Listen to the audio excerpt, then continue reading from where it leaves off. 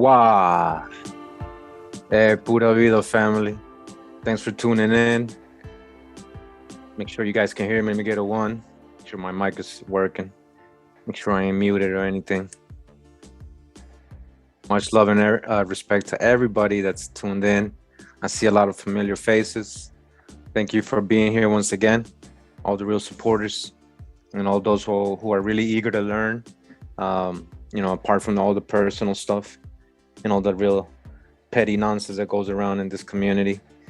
We're trying to learn and correct history, and truth is truth. And, that I, finished reading this book with you guys. We're going to get into the book, Jews and Muslims in British Colonial America. We're going to go to chapter 3 today and go through chapter 3. Just letting people join us now. Some people get the notification late. So we're just trying to get people to join us right now. Much love and respect to everybody in the chat. Martin Trammell, Eagle Hawk. Thanks for tuning in. Damon Collins, Lonnie, much love and respect to you, Lonnie. Nikki Sunflower, Cimarron, hey. Sac Passe, hey, my brother. The true history is often hidden, but will come out. That's right. That's right. Thanks for being here, Tonisha F, Victorious Beauty. All right, Rada Mess. Much love and respect to everybody tuned in so far. J9, querida, muchas gracias por todo. Taurus Productions, thanks for tuning in. Fury Taino Aborigine. Respect. Yeah.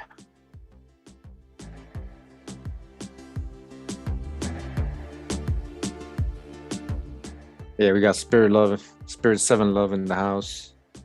We got Lonnie Coaxum in the house.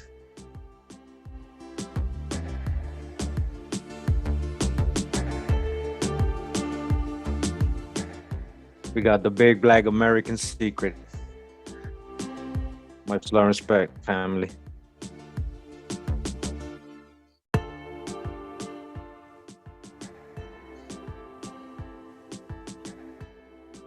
Now, you know that saying, as long as there's one or two or three gathered, great spirit is there.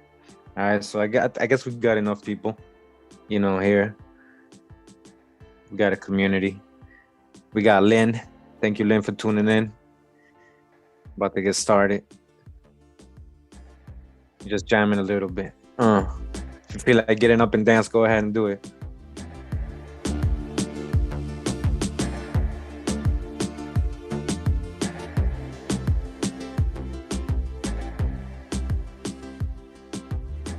May the Great Spirit, may the Most High bless and protect everybody that's listening right now, tuned in. Forget all your troubles. Let's unwind a little, relax, unplug from the matrix so we can break down the matrix.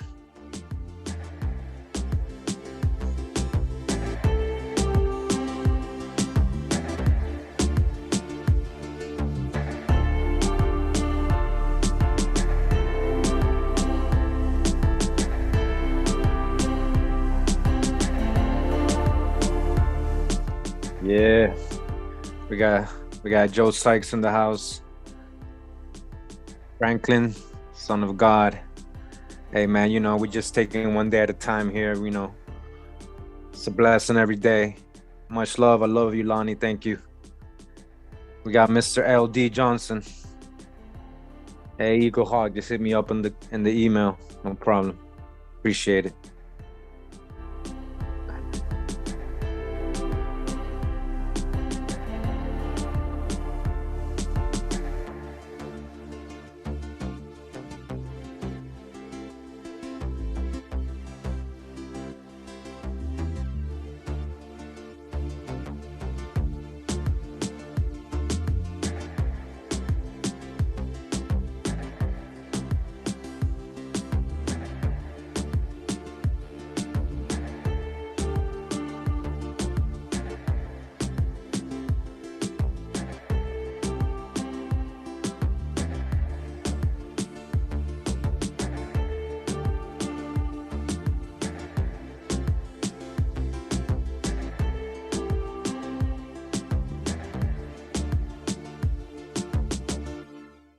All right.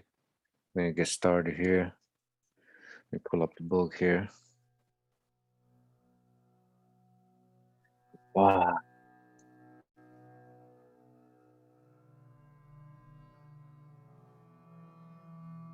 Yeah. It's dramatic. It's very dramatic. But it's been a great journey. It's a trip where we're learning, where we're digging up. So again, we're in this book here, A Genealogical History, Jews and Muslims in British and Colonial America. All right. We got the 10 branches or 10 families and 7 branches, right? What does that remind me of? All right, by Elizabeth Hirschman and Donald Yates.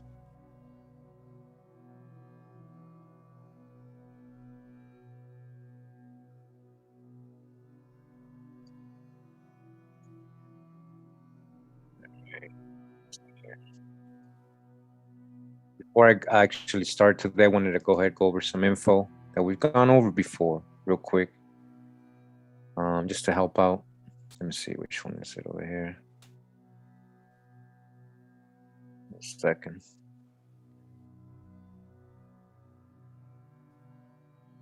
Okay. But we're talking about Sephardic and Moorish people. You know, we've gone over this a lot in my past videos. And, you know, we know, as it says here, the Jewish blackness. All right. And go a little bit ahead. The notion of the blackness of the Jews or Jewish blackness has become commonplace in scholarly discourse, going back to the path-breaking work of Senator L. Gilman in the late 1980s. All right. Scholars often assert that a strong European tradition dating back to the Middle Ages maintained that the Jews were black, or at least swarthy, and find sharp expression in modern anti-Semitic literature. All right. Says Melamed in 2003, page 31, says that in medieval literature, theory prevailed in which the Jews were part of the black race, or at least dark-skinned, or that general look at the Jew was considered to be like that of the black. All right. And that's from one source right there. This is, again, we're going over a video that we went over. This is another book, I guess, The Natural History of Man, comprising inquiries into the modifying influence of, let's see, let's take the volume down. Inquiry into modifying influence of physical moral agency in different tribes of the human family by James Cowler Pritchard. All right. Again, we're just going over some info. Volume 1, 1855. All right. We're talking about the Jews here. It's going to go a little bit more ahead. It says here that the Jews are very conspicuous. The Jews of Portugal are very dark. The Jews of Portugal are very dark. All right. The Jews of Portugal are very dark. Let's not forget that. All right. Very dark. All right. Let's not forget that. Very dark. Throughout this presentation, let's remember when they bring up crypto Jews, crypto Muslims, crypto or Portuguese colonists. Who are the Portuguese really colonists? They're coming. They're crypto Jews, right? Sephardic Jews. And the Jews of Portugal are very dark. Very dark. All right. Very dark. Shakespeare and the Jews, 20th anniversary edition. It says here, when William Barrington jotted down his impressions of the Jews, the synagogue in Amsterdam in 1635, he noted that the Jewish men are most black. They're most what? They're most black. Most black, so-called black. And insanely given unto women drawn here on contemporary prejudices, linking blackness and licentiousness. All right. They even trying to, you know, make it sound bad. Down in the bottom, it says, and when the Scottish minister Robert Kirk toured London in January 1690, he also paid a visit to the synagogue there, where he observed over 200 Jews worshiping. He noted in his journal that they were all very black men and indistinct in their reasonings as gypsies, all right, as gypsies. That reminds me of something, all right? That reminds me of something. Let me see if I can find that. All right, because I did a video recently on the Acadians. Some of these, we're going to show the correlation real quick. All right. Just now a little here, technical difficulties. Come on, computer.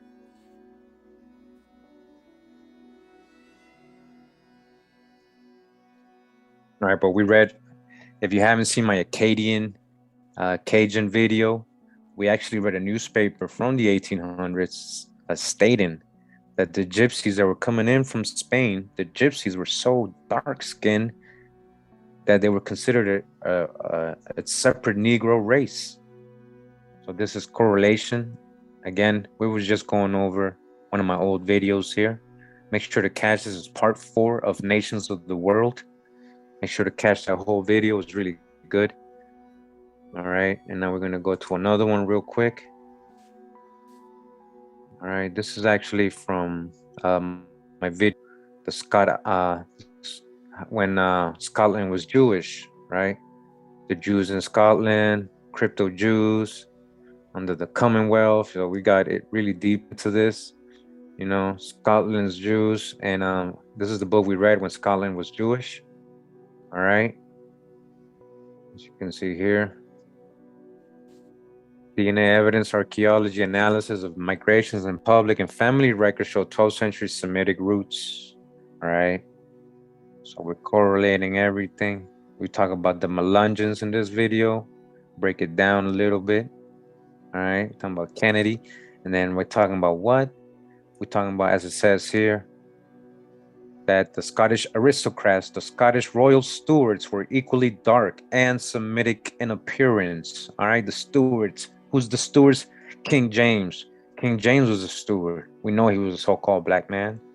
Of Charles II dusky appearance, his mother, Queen Henrietta Maria, had been half mortified, writing after her confinement that the child was so dark, she was ashamed of him.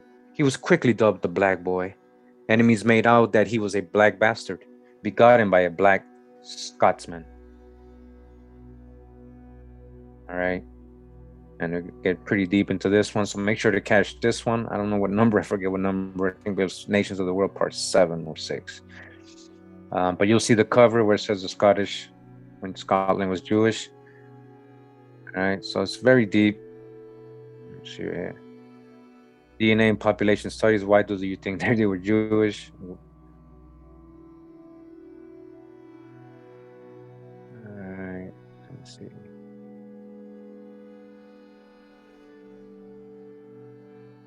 All right, so a lot of these families that were actually Sephardic Jewish, we broke down from Scotland. Sorry about that, guys.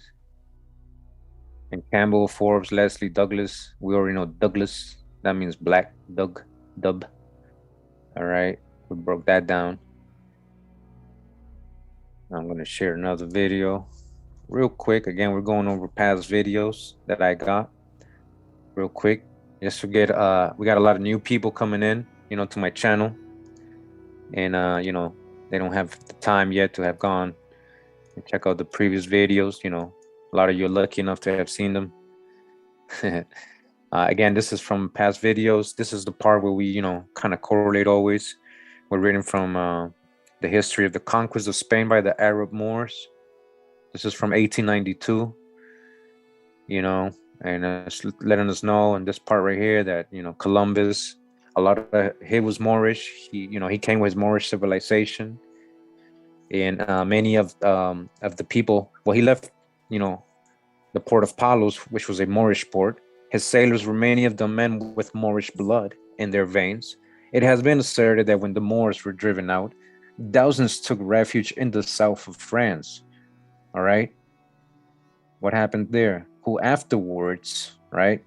What happened when they went to France? Who afterwards, and we've got this a lot, abhorring the Roman Catholic persecutions, became Huguenots. And that of these many immigrated at a later date to South Carolina. All right, so a lot of these so-called Huguenot, Huguenot. All right, they came to Virginia too, you know, under different names too, Protestant and all that. So again, we're gonna go into the book. Let's go back.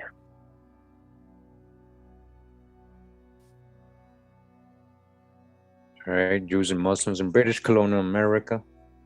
We've already got the introduction, preface, chapter 1 and chapter 2 of this book. All right. Make sure to catch the previous videos on that as well. And again, we're in chapter 3, Virginia's first and not so English colony. Now, again, much love and respect to everybody that's tuned in right now. And I haven't even read this. I read the first paragraph and I was like, you know what? I'm going to read this with everybody together and let's see what we find. You know, let's see what we find. And if we do find anything, we're going to go research it live, you know, try to correlate.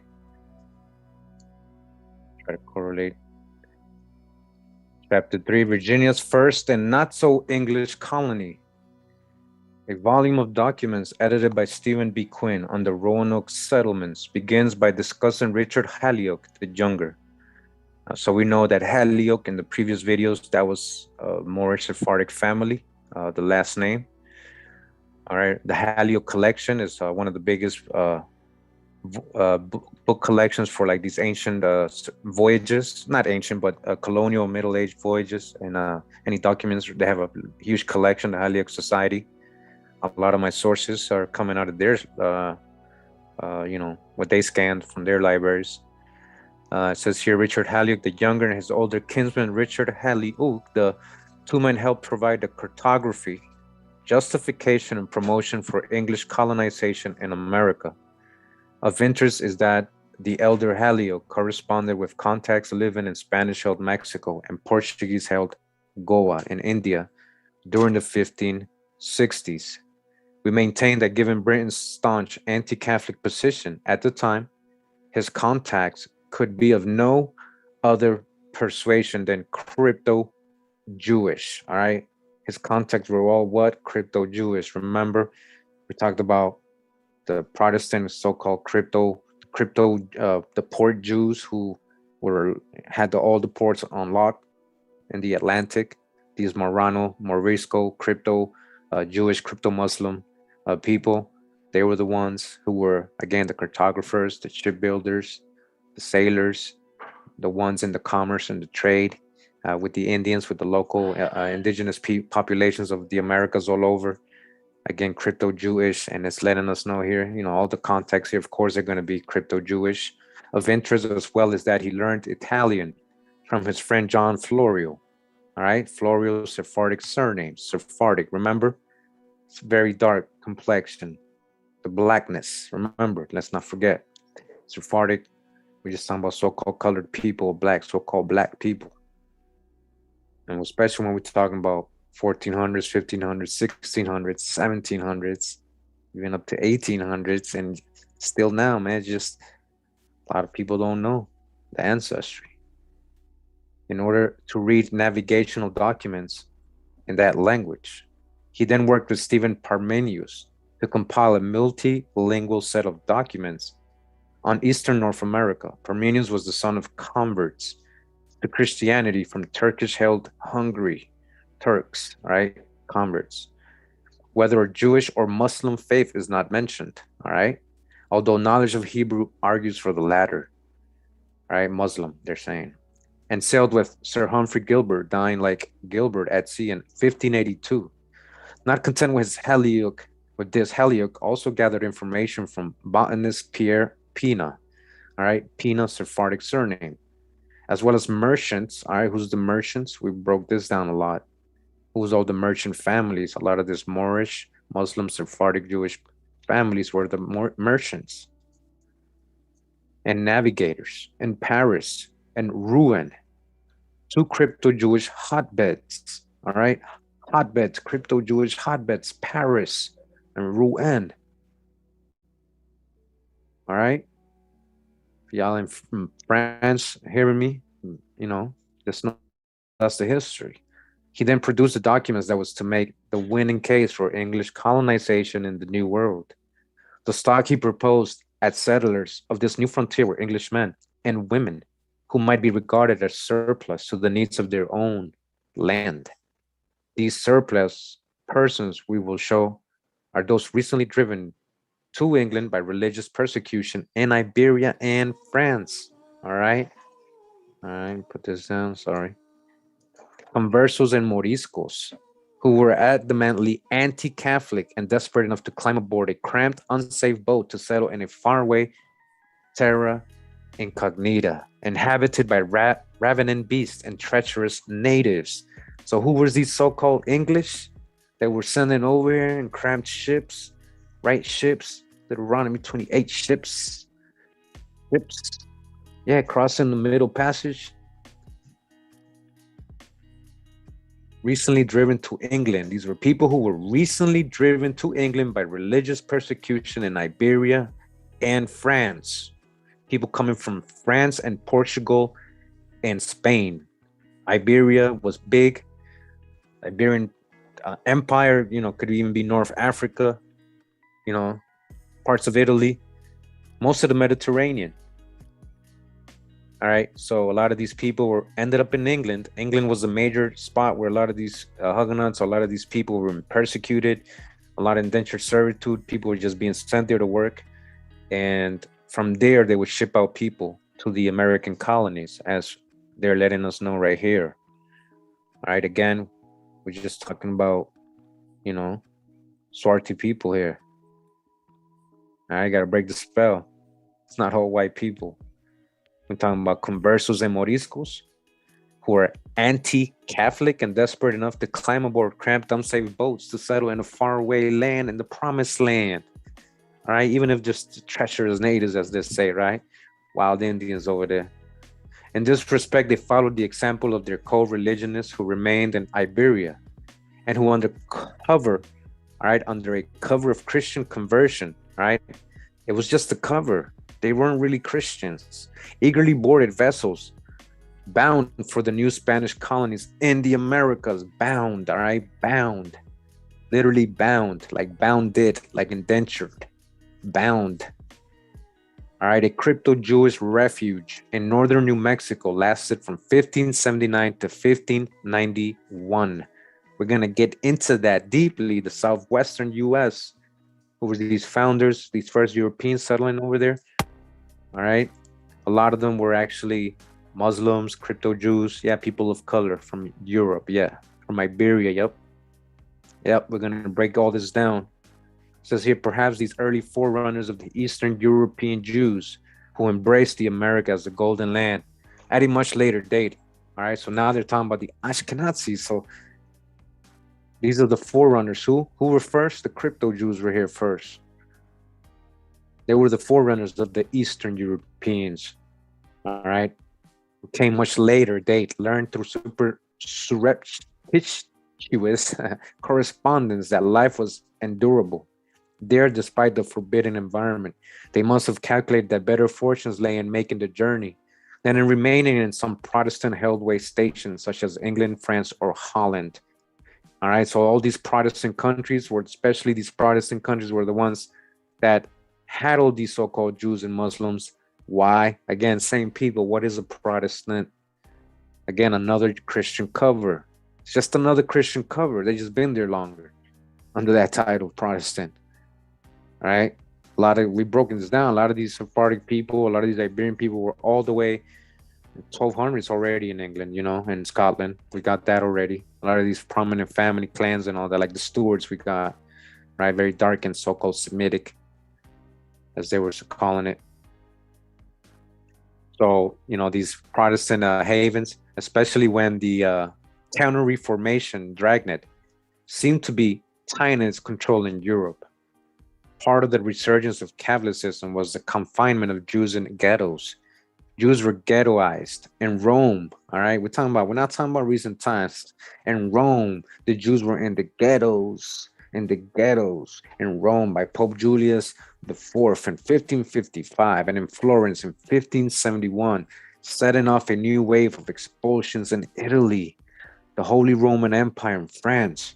The age of the ghetto will last until 1796. The age of the ghetto? What you talking about, man? We still in the ghetto, man. What you talking about? It's never expired. Man, so yeah, you can see like who was in these so-called ghettos, right? In Europe, we're talking about a whole different lifetime, right? If to us it's like a movie, like when we think about 1500s, but just picture all these colored people living in ghettos in Europe in the 1500s. The age of the ghettos, as they're saying right here. It says Halleck's efforts to promote the planting of Virginia were assisted by his friends Martin Bassanier, Sephardic surname, a Parisian printer. All right, Bassanier, Sephardic surname. And again, he's the printer. He's the one in charge of printing. All right, you want a book, you got to go to him. All right, he's the connect. He also obtained permissions from cartographers, Laudonnière and Mendoza, Sephardic surname, to reprint portions of their navigational tracts of the New World. This type of international effort to direct surplus persons to a new homeland was quite unlikely to be undertaken, except by organizers who had a personal interest in the matter. All right. There was a reason behind it, and these people are not just financing because they just, doing it because they want to colonize and make England great. No, they had a special interest. These Sephardic bringing their people over here so they can be free over here, right? Freedom of religion, right? Freedom of religion. Freedom of religion, ain't that part of the Constitution and all that? American Revolutionary War. Who was really fighting these wars and for what? All right, we're gonna break all this down. We're gonna have a correct history. All right, there's a special interest in this colonization. The monopolization of the British colonization effort by a handful of interconnected, intermarried families. All right, interconnected, intermarried families in Cornwall and Devon, chapter 1. All right, we broke this down in chapter 1. Remember who was in England? Who was in England running the finance, getting it all ready for their cousins, the port Jews and the traders and the merchants and the shipbuilders and the navigators to make it happen, colonize. All right, intermarried, interconnected families. Keep it in the family, but again, it's all business. Remember the last video? It's all business. Just as Zionists finally succeeded in establishing the state of Israel after the Holocaust. So that was an example of the Sephardic Jews and these Moorish people were doing this way back throughout Europe, and when it came to, the 13 colonies. It seems probable that a similar plan underpinned the attempt by British crypto Jews, Sephardic conversos, and Moriscos to establish New Jerusalem on the Atlantic shores of North America. All right. Now, I just want to emphasize something in case, we got any doubters here or anything, any new people who might just have a hard time understanding what we're talking about here. Like, all this, British, crypto, Jews, Sephardic, a lot of, these are colored people, so-called black people. All right. Breaking it down, just with all these tags, just put all these tags on top of them. If that's how it helps you imagine it better. But as you can see, these have sources. So it has footnotes. This book has great sources. Like, these are real historical sources. We're not just reading from this book because we believe these authors. But these authors did a lot of good work. Historical and genealogical. They broke it down. All right. And it's not a white thing. It's just truth.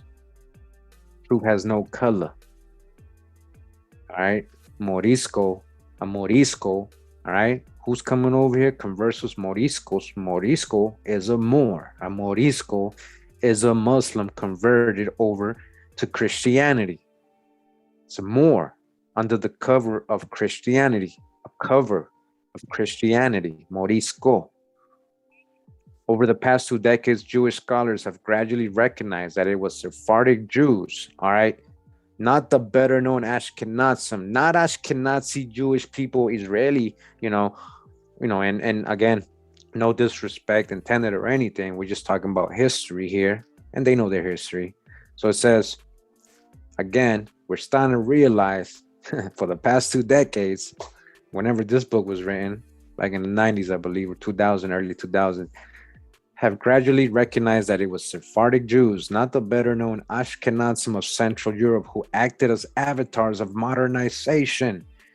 What does that tell you? That's deep. And who was the Sephardic Jews? All right. Who, in the very beginning of this video, what did I tell you about the Jews of Spain and Portugal? Swarthy, so-called black, very dark-skinned people. We're talking about colored people were what? The avatars of modernization, right? Let's just break it down. So-called black people, avatars of modernization. But again, it's past colors because people are just people. We got to stop looking at history with crayon colors, right? It's just people being people. All right. But the fact is that these Ashkenazim of Central Europe weren't the originals, all right? It was Sephardic Jews. Talking about people of color here, all right? Straight up. And they laid the groundwork for a collective identity and the eventual emancipation of Jews. Tracts such as Amsterdam Chief Rabbi Manasseh ben Israel's The Hope of Israel. All right, very famous book. This rabbi right here, he's a Sephardic, yep. He was in Amsterdam, very popular. He wrote this book. In this book itself,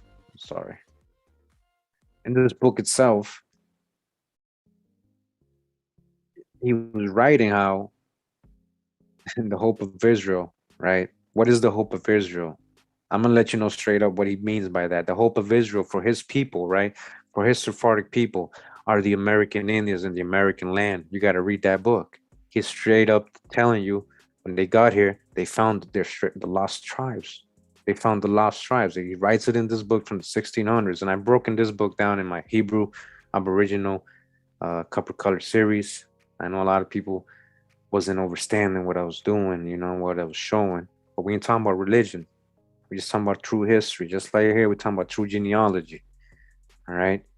And again, Sephardic Jews, hope of Israel, he breaks down that, it was going to take a big undertaking to go convert these Indians in Massachusetts because these Indians were Jews, were Hebrews. So how are you going to convert them to Christianity? But, that was what he was saying. And they were saying, they found the lost tribes. Other than that, they're saying, that was our hope. It was prophecy. For them, it was the end of the world. You got to read about this. During the 1600s, these people thought it was the end of the world for them, especially when they went to America and found their lost tribes. They're saying it was like, oh man, and so they thought it was a hope. All right, it was a new age beginning. All right, so make sure if you're interested, go ahead and check that book out. You can find that online. Just Google it. A lot of websites have the whole text, and it says here tracts such as Amsterdam's Chief of Rabbi Hope of Israel. All right. Stirred popular yearning for such a utopia of religious tolerance, all right? A utopia in America. He's writing that in America. He's promoting that. Religious tolerance and American Indian style sovereignty and self-reliance. American Indian style, not European style. They had a different plan, some of them. According to Ben Israel's biographer, Cecil Roth, the Sephardic Messianic Manifesto beat a royal way through the steppes, forests, and villages of the Ashkenazi Jews. It was, one must remember, an era of messianism and false messiahs. Asher Lenin, Martin Luther, all right, look at all these famous people, right? Like Martin Luther, Asher Lenin, 1502, Martin Luther, seen by Jews as precursor to the Messiah. David Ruveni, 1523, Solomon Mosher, burned at the stake, 1532, Donna Gracia, Nazi. All right, Nazi, yeah, that's a so-called Jewish name. Resettled Jews in Palestine, 1560, and that was a title. That was the Nazi was the prince, or the title of the prince under the Moorish Empire in Spain and Portugal. The Jews lived well. A lot of Jews lived well with their Moorish brothers. But a lot of the Sephardic Jews were converts to Judaism. They were actually Muslim. So that happened a couple of times where large populations converted over, but they were actually Muslim first. All right. And it says Luis de Carvajal killed in Mexico, 1596. The Carvajals. I think we're going to get a story about them and how they ended up in San Antonio, actually. It says the name Michael Israel, Hope of Israel, became the top choice for some of the first Jewish congregations of the New World, Curacao, Savannah, and Philadelphia. Virginia exercised a fascination and magnetic pull for Jews similar to the Antilles, Virgin Islands, St. Croix, Nevis, and St. Thomas. Barbados, Jamaica, the Guianas, Curacao, Suriname, and other locations outside the grip of Spanish control, or they mean Catholic control. All right, because a lot of these people were, again, Iberians, so they are Spanish. A lot of them are Spanish. You understand? So it's not about Spain versus English or Iberian versus, no, so it's a religious war a lot of the time here. And we broke down in the previous videos and the nations of the world, all these islands, what they were doing, what was going on. Barbados, Jamaica, the Guianas, and Curacao, and Suriname, how they were being kicked out of Brazil, and they had to go to these islands, and then from there getting kicked out. Every time Spanish came around or the Catholics came around, they would have to keep moving, eventually ending up Florida, South Carolina, Louisiana, Virginia, New York, all those places. It says here, the first voyage to Roanoke in 1584 had as captains Philip Amadas and Arthur Barlow, both of whom, to judge by their surnames, were almost certainly Sephardic. The ship's company included William Greenfield, brother of Richard, mentioned above, perhaps originally Campo Verde, Greenfield. All right, we broke this down in the previous video. That Greenfield was Campo Verde, which is the same in Spanish. John and Benjamin Wood, perhaps Silva, James Brovowich, Henry Green, Nicholas Petman, John Hughes, and Simon Ferdinando, a known Portuguese converso. All right. Again, Portuguese were what? Very dark complexion. Read that already. Primary source. The second voyage in 1585, undertaken again by Sir Richard Grenville at the request of Sir Walter Raleigh, or shall I say, de la Raleigh. Remember? We got who Walter Raleigh was too, and Francis Drake, right? Remember? De la Raleigh. It got anglicized to Raleigh. De la Raleigh. Carried as its principal company Master Raphael Lane, Master Thomas Candish from Candy, Master John Arundel, Clark, and others. Over the years, and instance after instance, Jewish soundings or Spanish sounding names have been anglicized to Christianize and specifically Anglicanize. All right? That's exactly what I was just letting you know right there. All right? The history of English colonization, Greenville was soon written as Granville or Grandville. Simon was transformed into Simons, right? So Simon to Simons. Again, pay attention because you see a lot of this in the genealogy. When you're doing your genealogy, you'll see names change, but you see it's similar. And there's a reason behind that. And that's what I'm trying to show you guys. Like, why would certain people just all of a sudden just write their name a little differently all of a sudden? And because they were trying to, again, anglicize, Christianize, or Anglicanize.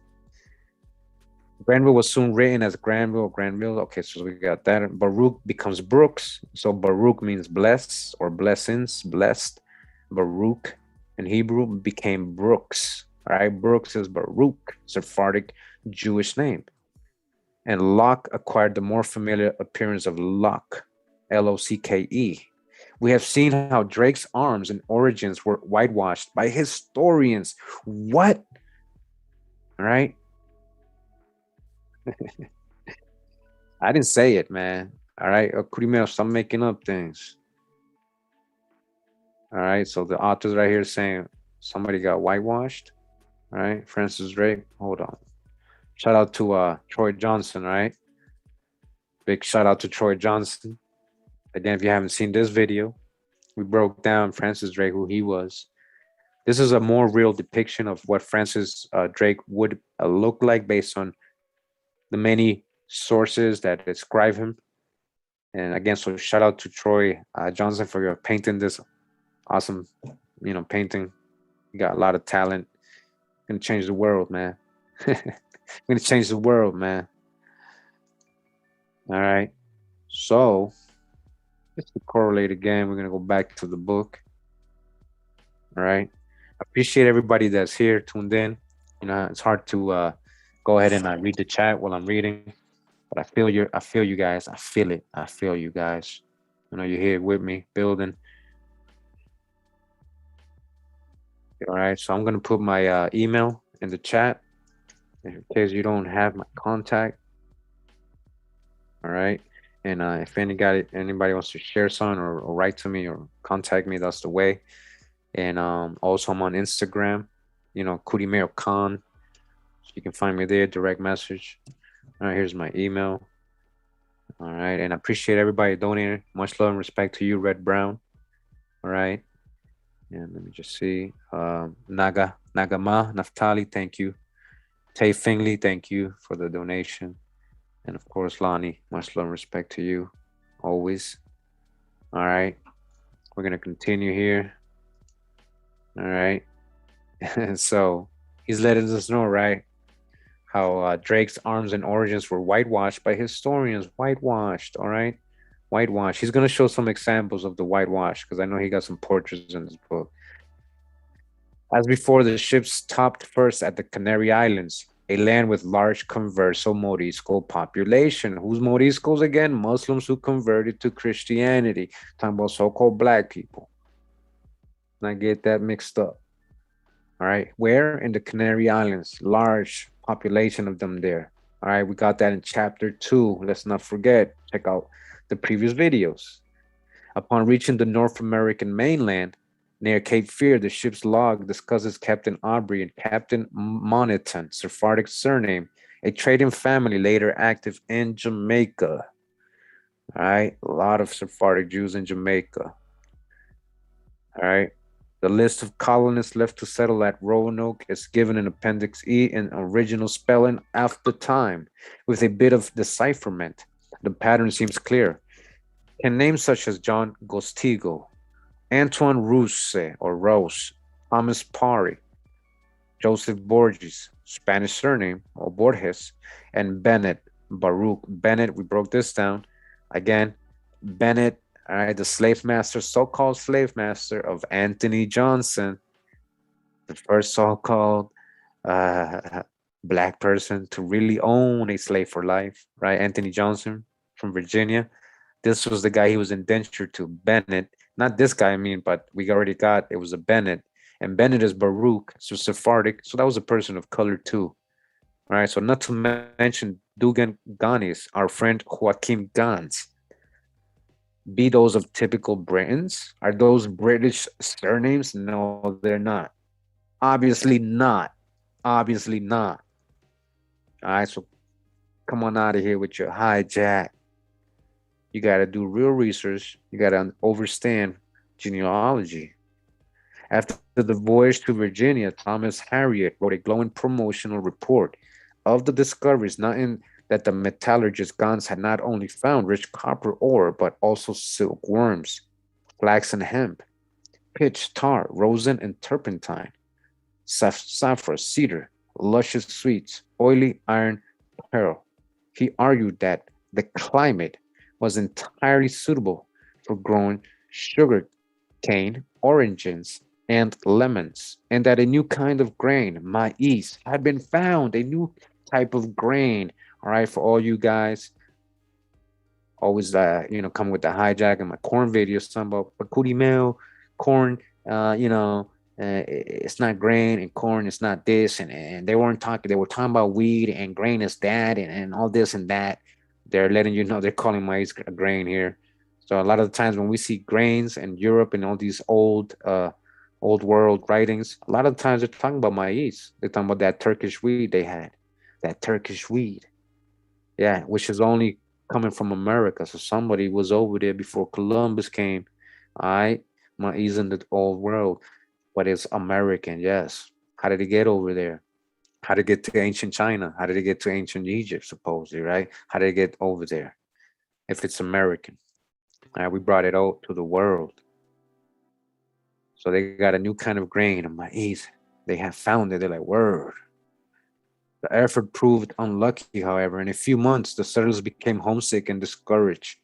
Walter Raleigh, or De La Raleigh, asked Francis Drake, his cousin, right? Remember, they were cousins, busy raiding Spanish New World settlements in an anti-papist rage, right? So these are the pirates. These people are going around and ravaging and pirating the Catholic ships, or the Catholic ports all over the Americas. That's what he's having fun doing. To check up on the venture, says Jane McDermott provides some insight into the machinations connected with these voyages. It says here, Raleigh, the chief promoter of the Roanoke colony, was also a backer of Drake's expedition, so must have had the opportunity to discuss the matter with him. The most lasting service that Drake could provide to them was that which he undertook from the moment he discerned Spanish activity upon the Florida coast, to remove the greatest potential threat to any English colonial presence on the North American coast. On 27th of May, the ship's watchers made out a beacon on the Florida shore. Behind it, they found a fortified Spanish settlement, that of St. Augustine. Ostensibly, there seems little reason for Drake to investigate this place further, whose existence until that moment had not been suspected. His men prior experience at Santo Domingo and Cartagena, the probability that the settlement would not be worth the plunder, his captain's growing urgency to return to England, all suggest that the English fleet would have been inclined to ignore the new challenge. Yet not only did it pause here, but after attacking and dispersing the Spanish garrison, and an assault in which Frobisher and Drake personally led 20 men into the fort and repulsed a subsequent attempt by local Indians to recapture it for their Spanish masters, the English force razed the town and fort so thoroughly as to render it uninhabitable. So you see, Drake and was pirating and plundered St. Augustine. All right, straight up. Similar thing happened there. There was actually Acadians there before the Spanish, so-called Spanish, had got in there. They had kicked the Acadians out, and then came the so-called English. It came Drake, the Sephardics, back, right? They got some revenge, right? Because a lot of their Acadian, brethren were actually Sephardic and Huguenots and all that. We got that, right? Who was the Acadians? All right. So again, it becomes a religious war, not a country versus this war or Spanish versus English. That's how we was taught that. It really was a bigger than that. It says here, only biggest summary provided the reason for such brutal treatment. In this place called St. Augustine, we understood the Spanish king, example, Philip II, did keep, as it before said, 150 soldiers, and at another place some dozen leagues beyond to the northwards called St. Helena, he did there likewise keep 150 more, serving for no other purpose than to keep all other nations from inhabiting any part of that coast. All right, that's a big drop right there. He had people from Spain, his people there, just to colonize, even if they had no purpose, even if they had lost the war. He just left them there, just so other nations wouldn't inhabit it. All right, what we talking about here? All right, what happened to all these so-called Spanish people that were left there? Hundreds of them in these two different places. All right, they had descendants. They were mixing with somebody, right? Who's all around there? Bunch of Indians, right? Having thus wreaked revenge on the Spanish king, Drake proceeded to Roanoke settlement, where he intended to set down hundreds of slaves freed from the enemy in Santo Domingo and Cartagena to serve as laborers for the colony. All right, who are these people that got freed? There remained the small matter of finding it. Though 1584 voyage of Amadas and Barlow had explored the Carolina banks, the precise latitude had not been made available to Drake prior to his sailing. In addition, he was ignorant of whether the colony had actually been established, for Greenville's 1585 Roanoke expedition had returned to England more than a month after he himself had embarked. Let us continue in the words again of McDermott. It says here, St. Helena was the northernmost extent of the Spanish presence on the Eastern American continent. The Englishmen saw no other trace of civilized habitation until 9 June, when a large bonfire on the shoreline of Hatteras Bank signaled the presence of their countrymen, leaving the ships outside the so-called Port Ferdinando, the colony's landing place, a small island in a shallow inlet just north of Cape Hatteras. Drake and his captains took their pinnacles into Roanoke Sound and were greeted by the colony's commander, Ralph Lane. As McDermott points out, Drake's rescue mission suggests a premeditated plan to assist the colony. All right, they had connections. That was a plan here. He had previously sent Lane a letter with Captain Edward Stafford in which he offered to supply provisions necessary to the colony. Meanwhile, the promised supply ship from England and the relief expedition under Granville were delayed. During this time, the goodwill of the local Algonquin Indian tribes had evaporated. Next, Edgau's Milton well summarizes in his account the powerful chief Winghina, all right? The powerful chief Winghina refused to provide any more food to the settlers. Lane, the grim veteran of the Irish wars, marched on his village and treacherously put the chief, along with all his deputy chiefs, to the sword. So you see what he did to him? Because he said, you know what? I'm not feeding you guys anymore. What value do I have? I'm not doing this working for you guys anymore. And what happened? They went with the sword, right? A threatened attack by an alliance of tribes aimed at wiping the Englishmen out was thus prevented. But now only one group of native Indians, those of Croatan Island, were friendly to the Englishmen, right? So the Croatans were the only ones kind of still allying with the Englishmen. The other ones were already tired of them there. These so-called Englishmen, right? Because again, remember, a lot of these were Sephardic Jews, Iberian people, Moriscos, and the Croatians' own supply of corn was also exhausted. Drake's offer was a godsend. All right, so they were, these Indians getting left out of food because of, they were giving it to their allies, and Drake was like, "Yo, I'll bring you food and some slaves and all that. I'll help you guys out." So the colonists decided in council convened on June 16th to ask Drake to transport them all back to England. They were like, "Yo, can you bring us back home?" As none believed that he promised relief from England would arrive in time, they decamped with such hate that they piled their equipment higgledy-piggledy into boats, and 3 colonists absent on business somewhere in the bush were simply abandoned.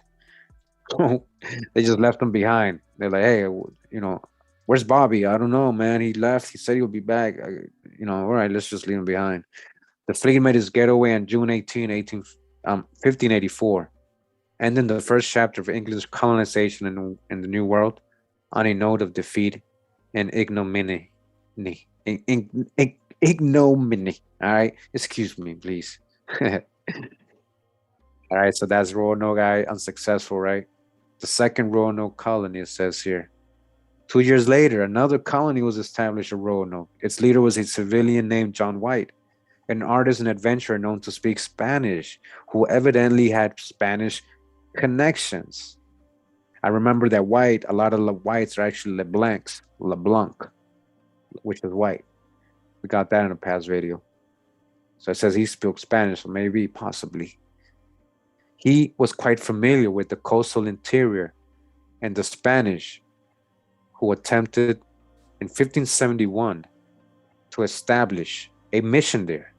On this foray by the Spanish, William B. Cridlin, a Virginia historian, writes, all right, so we've went over this. We're going to talk about Allion right now. This is an old school video I did. Very deep. He comes out in a couple videos I did. Allion, very deep information with Allion coming from the Caribbean. He's bringing up Sephardic Jewish indentured servants. Talking about Black Europeans. He's also bringing up Caribs and Arawaks. All right. Which are being called so-called Negroes. And this is way before 1619. So, if we go with history, they're even wrong because they contradict themselves all the time. Because there was so-called Black people being brought up. And we already know there was so-called Black people here.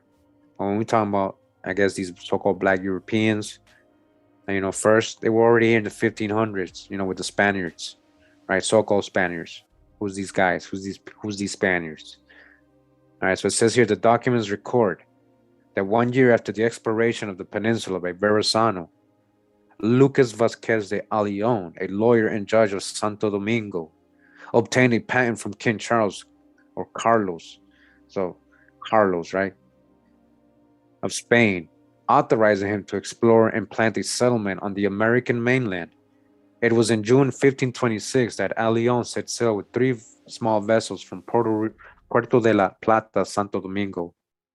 Accompanying him were 600 men, women, and children. All right, this is what I was saying. He had a lot of people with him. A lot of these were Indians, Sephardic Jews, Moors, indentured servants, and his rest of his buddies, pirate buddies.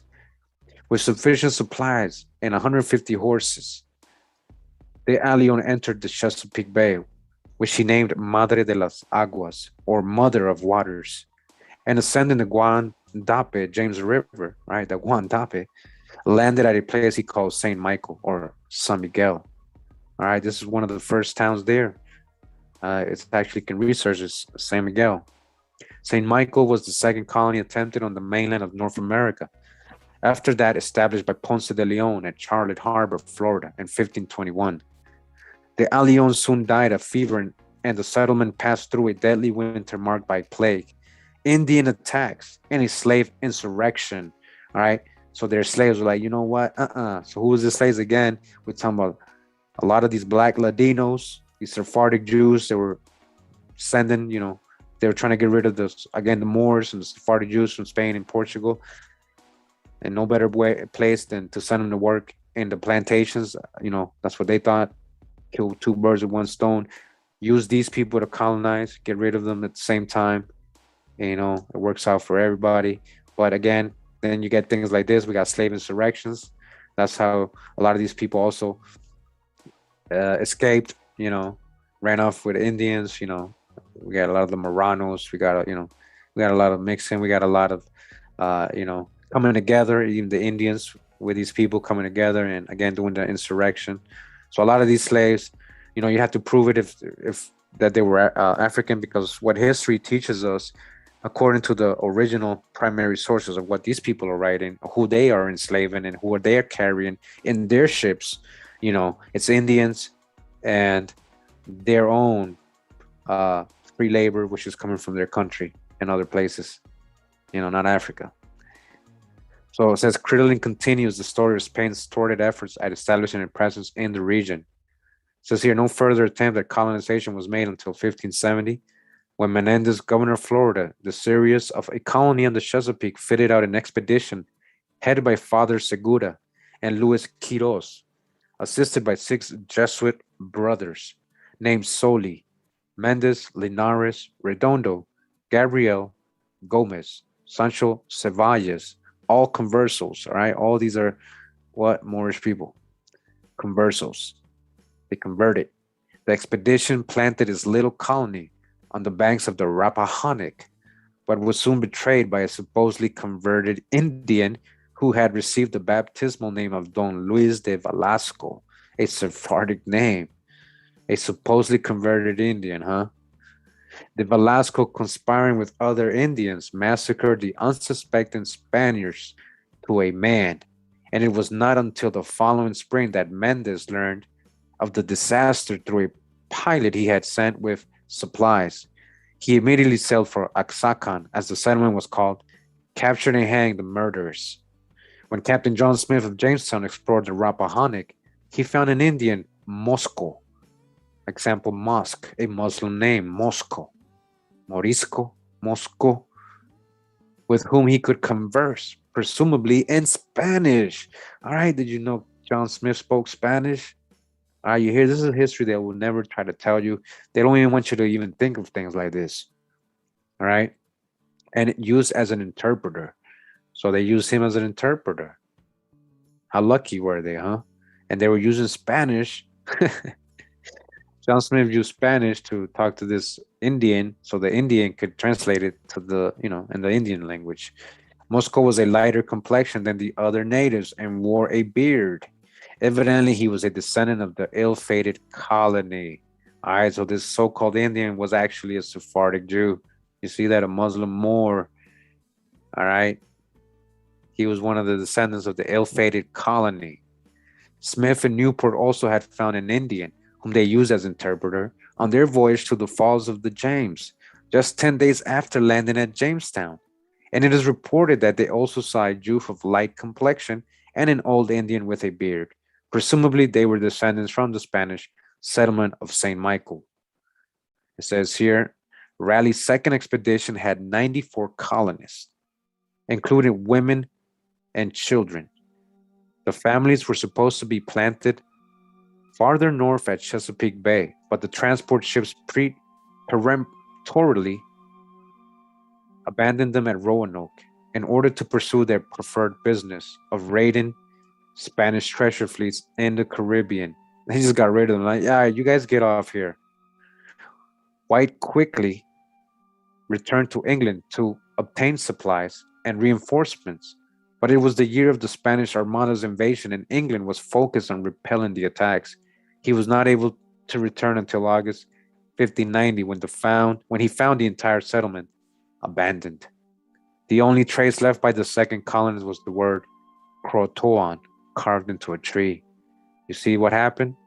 So look at all these people, again, these abandoned settlements. All these people were being left behind. Again, a lot of these are so-called Black Europeans. All right. And they even say that Does that indicate that they went and mixed with the Croatan? So like why they leave that on the tree there? As before, they present a markedly un-English impression. The occupations of lawyers, professors, mathematicians, and the like, as well as the Mediterranean foodstuffs they carried as provisions, do not appear anything like the norm of Northern European pioneers in the New World. The settlement date of 1587 was only 1 year before the well-announced Spanish invasion of England. These surplus persons who had hardly gotten their feet on the ground in England were willingly enlisted as a voyage to America, provided the means to escape the feared arrival of the Inquisition. So what is the Inquisition? Yeah, who are they going after? These Saracens and these infidels. Yeah, they were talking about going after the Sephardic Jews and the Moors.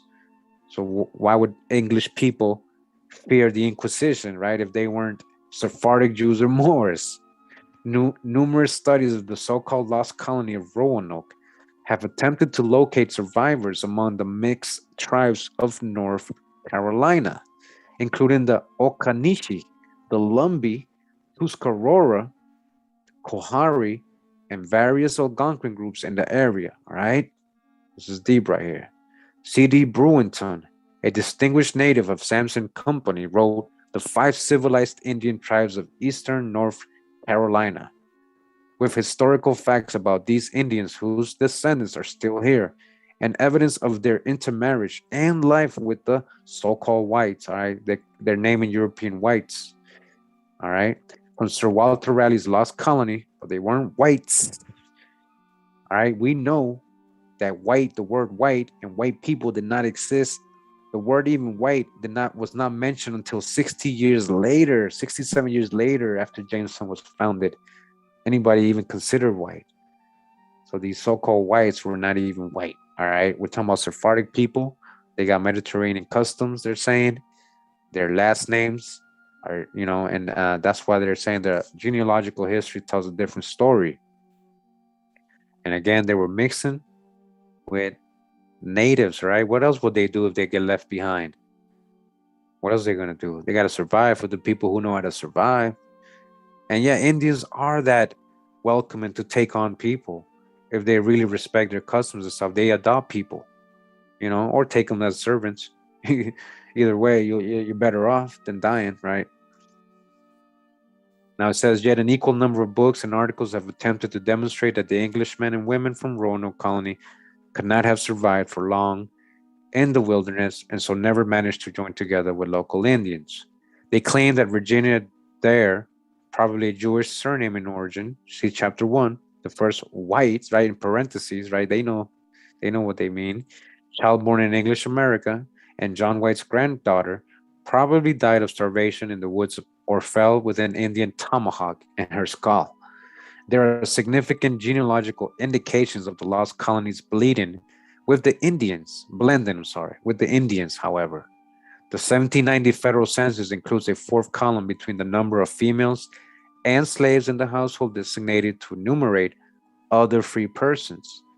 It was left to the census taker how to interpret this category. All right, so that's deep. We find that a lot when we're doing genealogy and we're reading these census.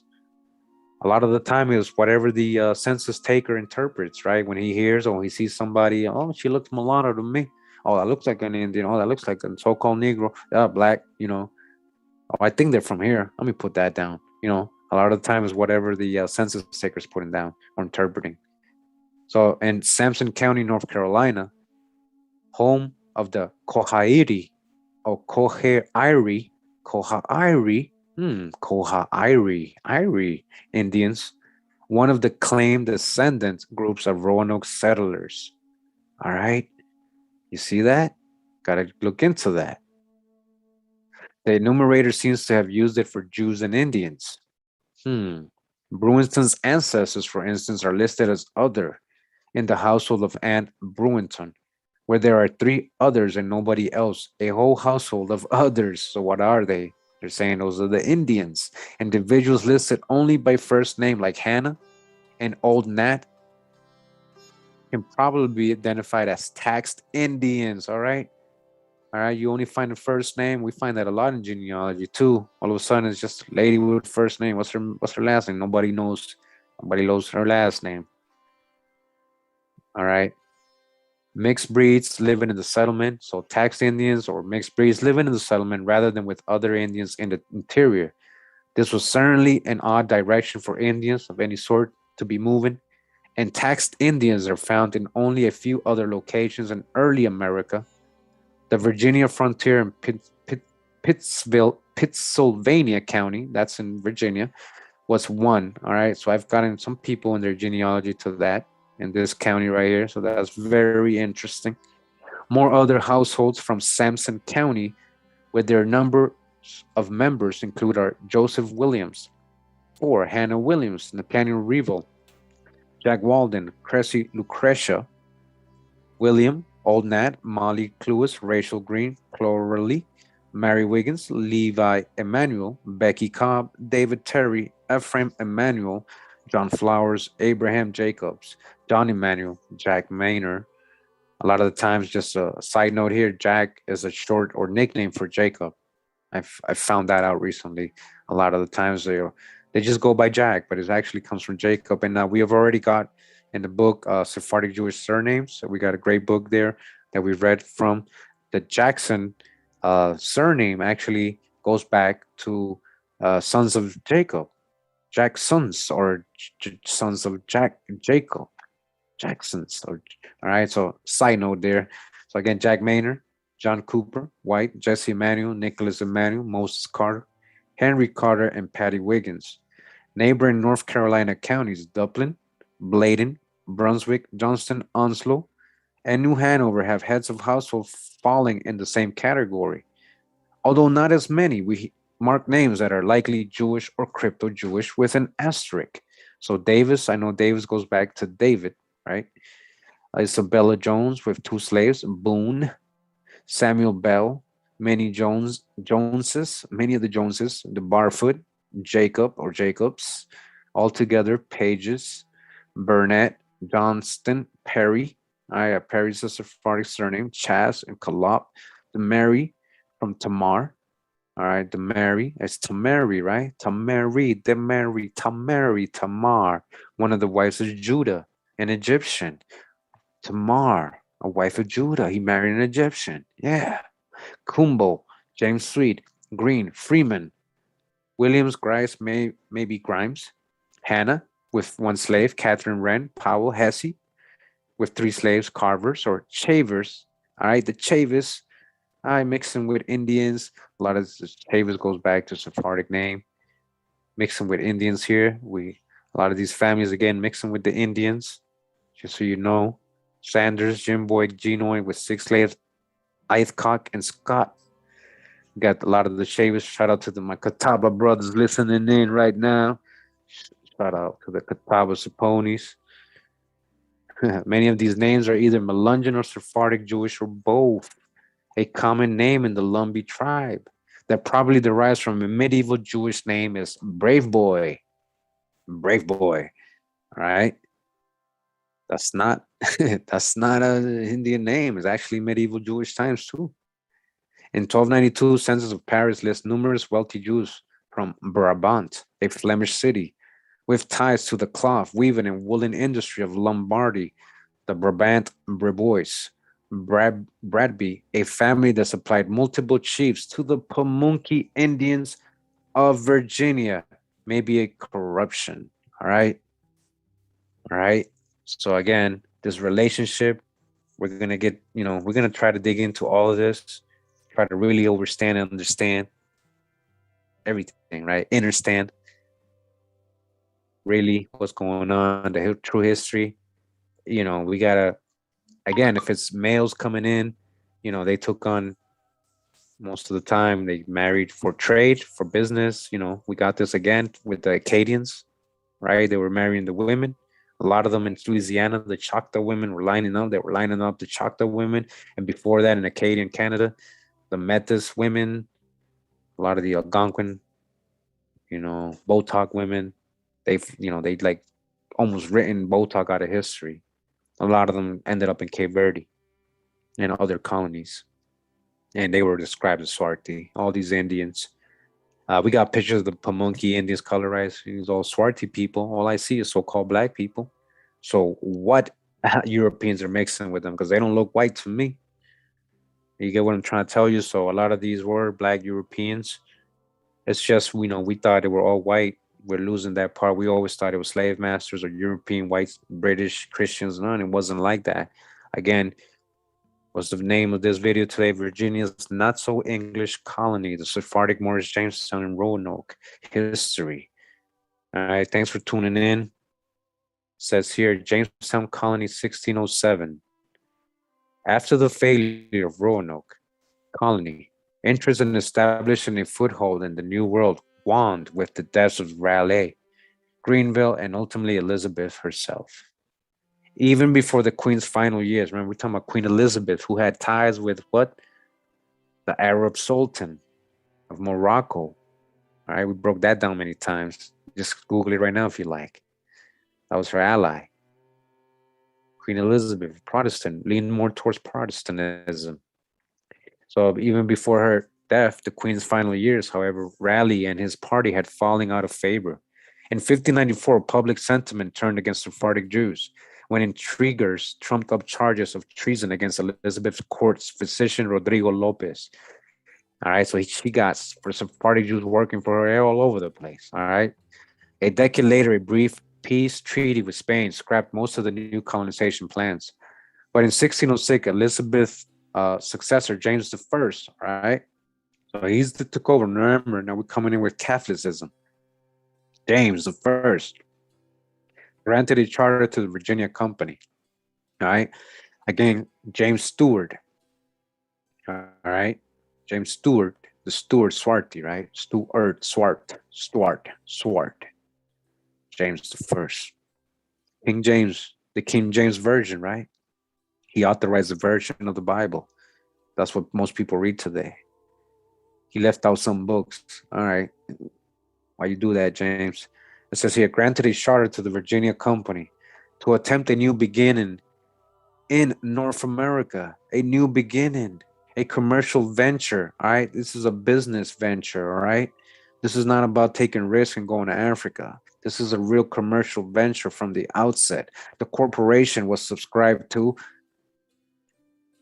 and underwritten by the major merchants of lawyers of London. All right. We broke down who were these lawyers, these merchants of London. These were Moorish Sephardic people, many of which had financial ties with Amsterdam's bustling Sephardic enclave.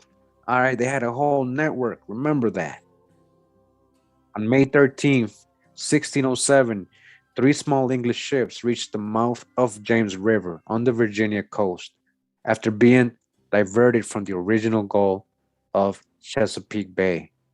One was commanded by Captain Christopher Newport and carried 71 persons. A second under Captain Bartholomew Gosnold bore 52 persons, and the third, captained by John Radcliffe, had 21 persons aboard. No list of these original settlers survives, but we know that among them were Edward Wingfield, John Martin, who had accompanied Sir Francis Drake in early days, John Smith, George Kendall, George Percy, the Earl of Northumberland's brother, the Reverend Robert Hunt, and Gabriel Archer, an attorney, an explorer. A resupply vessel arrived in 1608 carrying 70 additional settlers, among whom were Matthew Scribner, and 2 women, a Miss Forrest, perhaps Da Silva, and her maid Anne Burras, or Burroughs Sephardic surname. All right, letting you know who are they really colonizing Virginia with. A few months later, Anne Burras, who became Burroughs, right, was married to one of the settlers, John Leyden, likely from Leyden, Holland, a Protestant and crypto-Jewish seed of learning. All right, crypto-Jewish, so-called Protestant. All right, you see the patterns here? In summer 1609, another ship arrived with 400 unnamed settlers who were taken on from among the impoverished and criminal element in England. All right, again, no Africans here. These are the people that putting in the plantations to work. During the ensuing winter, 1609 to 1610, the colony was decimated by disease, starvation, and its numbers fell from 500 persons to around 60.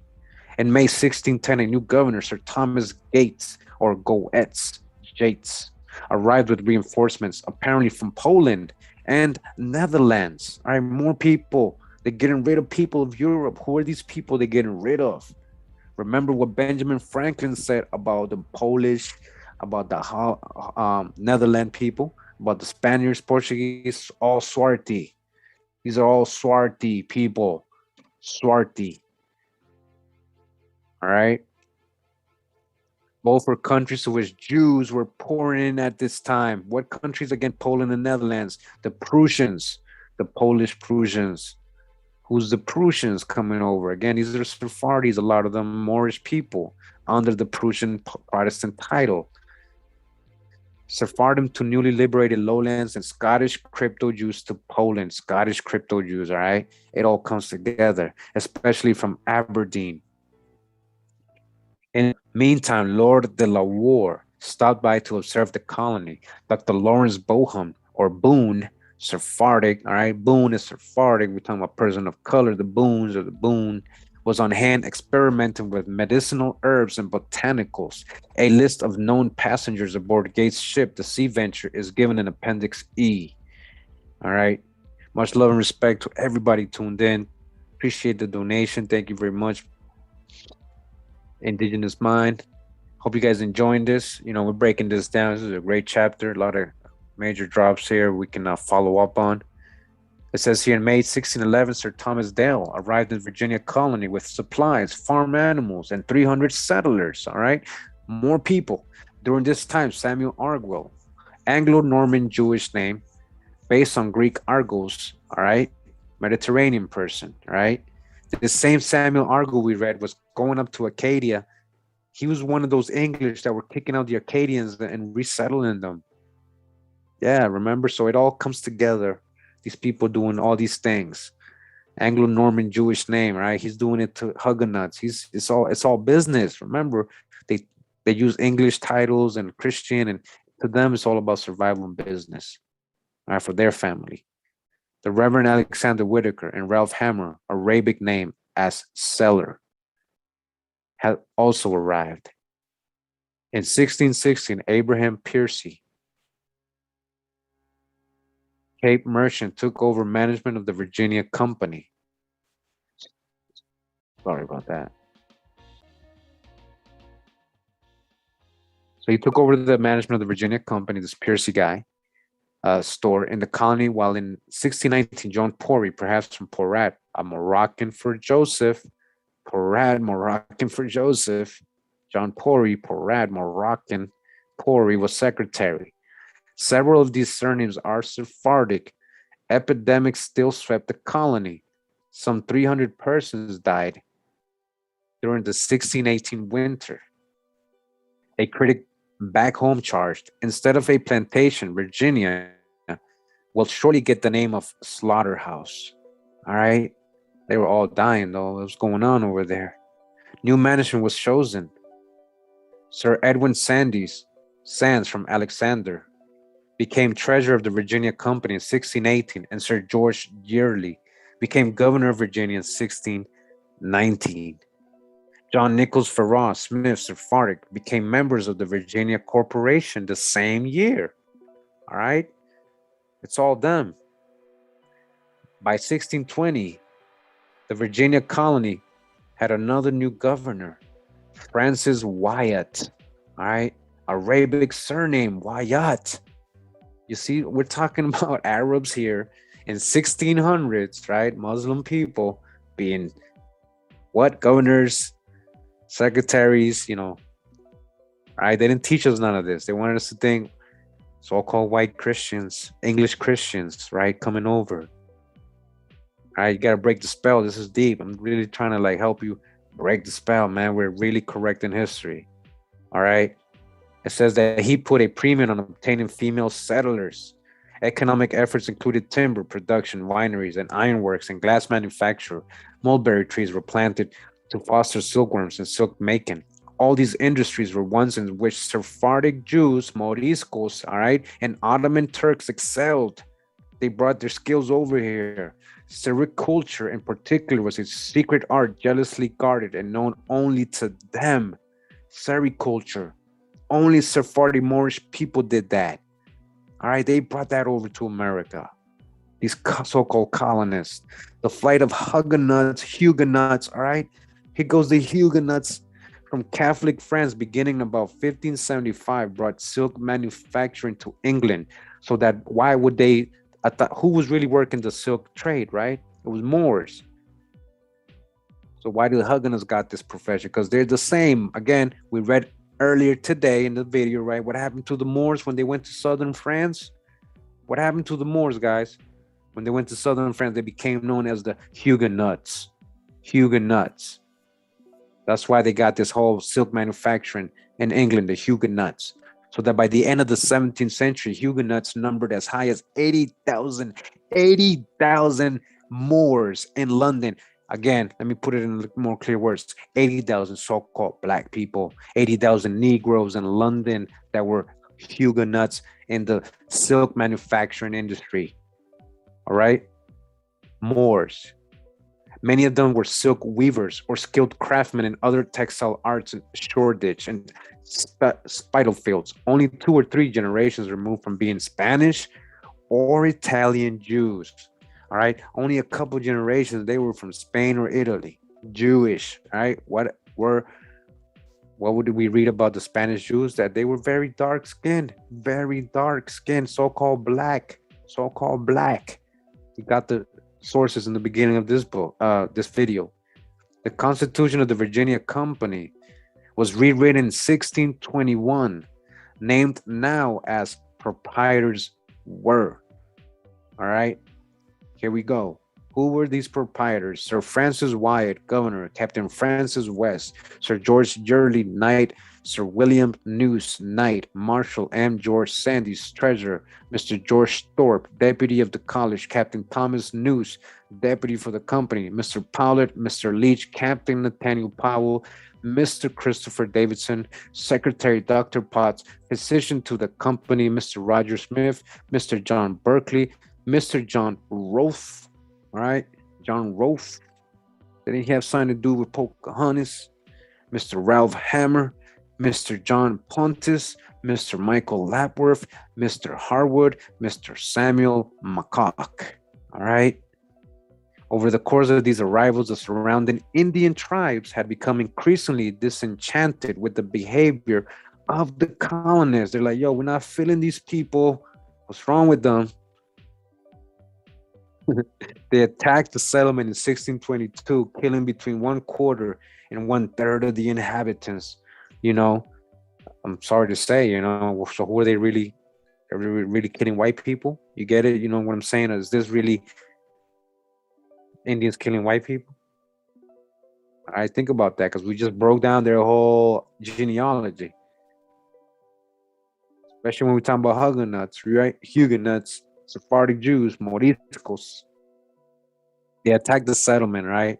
And killing 1/3 of the inhabitants. Only a year later, Captain Henry Spillman, jester, actor, especially in Purim plays, and his company were killed among others. In 1624, James I dissolved the Virginia Company and declared Virginia a royal colony. By that time, settlements in Virginia had moved well beyond Jamestown. Elizabeth City, for example, had approximately 350 residents. The glass factory was reestablished in 1624. Individual persons were permitted to establish their own settlements, bringing in colonists of their own choosing. All right, so they were given the head right system where they would get to bring in indentured servants, or as they call them, colonists. Right, they would get 50 acres of land for every person they would bring in. All right, a lot of people got like five indentured servants. That's 250 acres.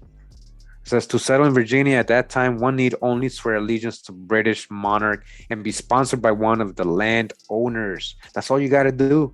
That's all you got to do to settle in Virginia. Thus, persons from any country were eligible to emigrate. Anybody. Many became landholders after working off their indenture, like I just said, until in 7 years' time. Again, this whole time they were calling them settlers and colonists, right? But these were really so-called what? So-called slaves. Because if these people turn out to be so-called Negro or known as Black in history, then they start calling them slaves, and then they start calling them runaway slaves and masters owning them, and all that other slave narratives. Indentured servitude was reality. People got stuck in indentured servitude, as should tell. Yes, a lot of people came with indentures for life, prisoners of war, but it was indenture. It wasn't the Kunta Kinte stores we get. All right. A lot of these people, after their indenture, got their freedom, and what? They got their own. Like Anthony Johnson, they got their own so-called slaves. Anthony Johnson, so-called Black man from Virginia, first slave owner who actually owned somebody for life. He went to court to fight. He went to court and won. All right. And the so-called slave, right, who's taking him to court. How can a slave take somebody to court unless they're actually considered a person? Like, they have a say, right? They have their word, and they had a contract, an indenture that they can fight in court. Much love and respect to everybody tuning in. Thanks for the donations, Reggie. All right. Lion Farm, much love and much blessings to you. I hope you guys enjoying this. All right. One of the first of these outlying settlements was Berkeley 100.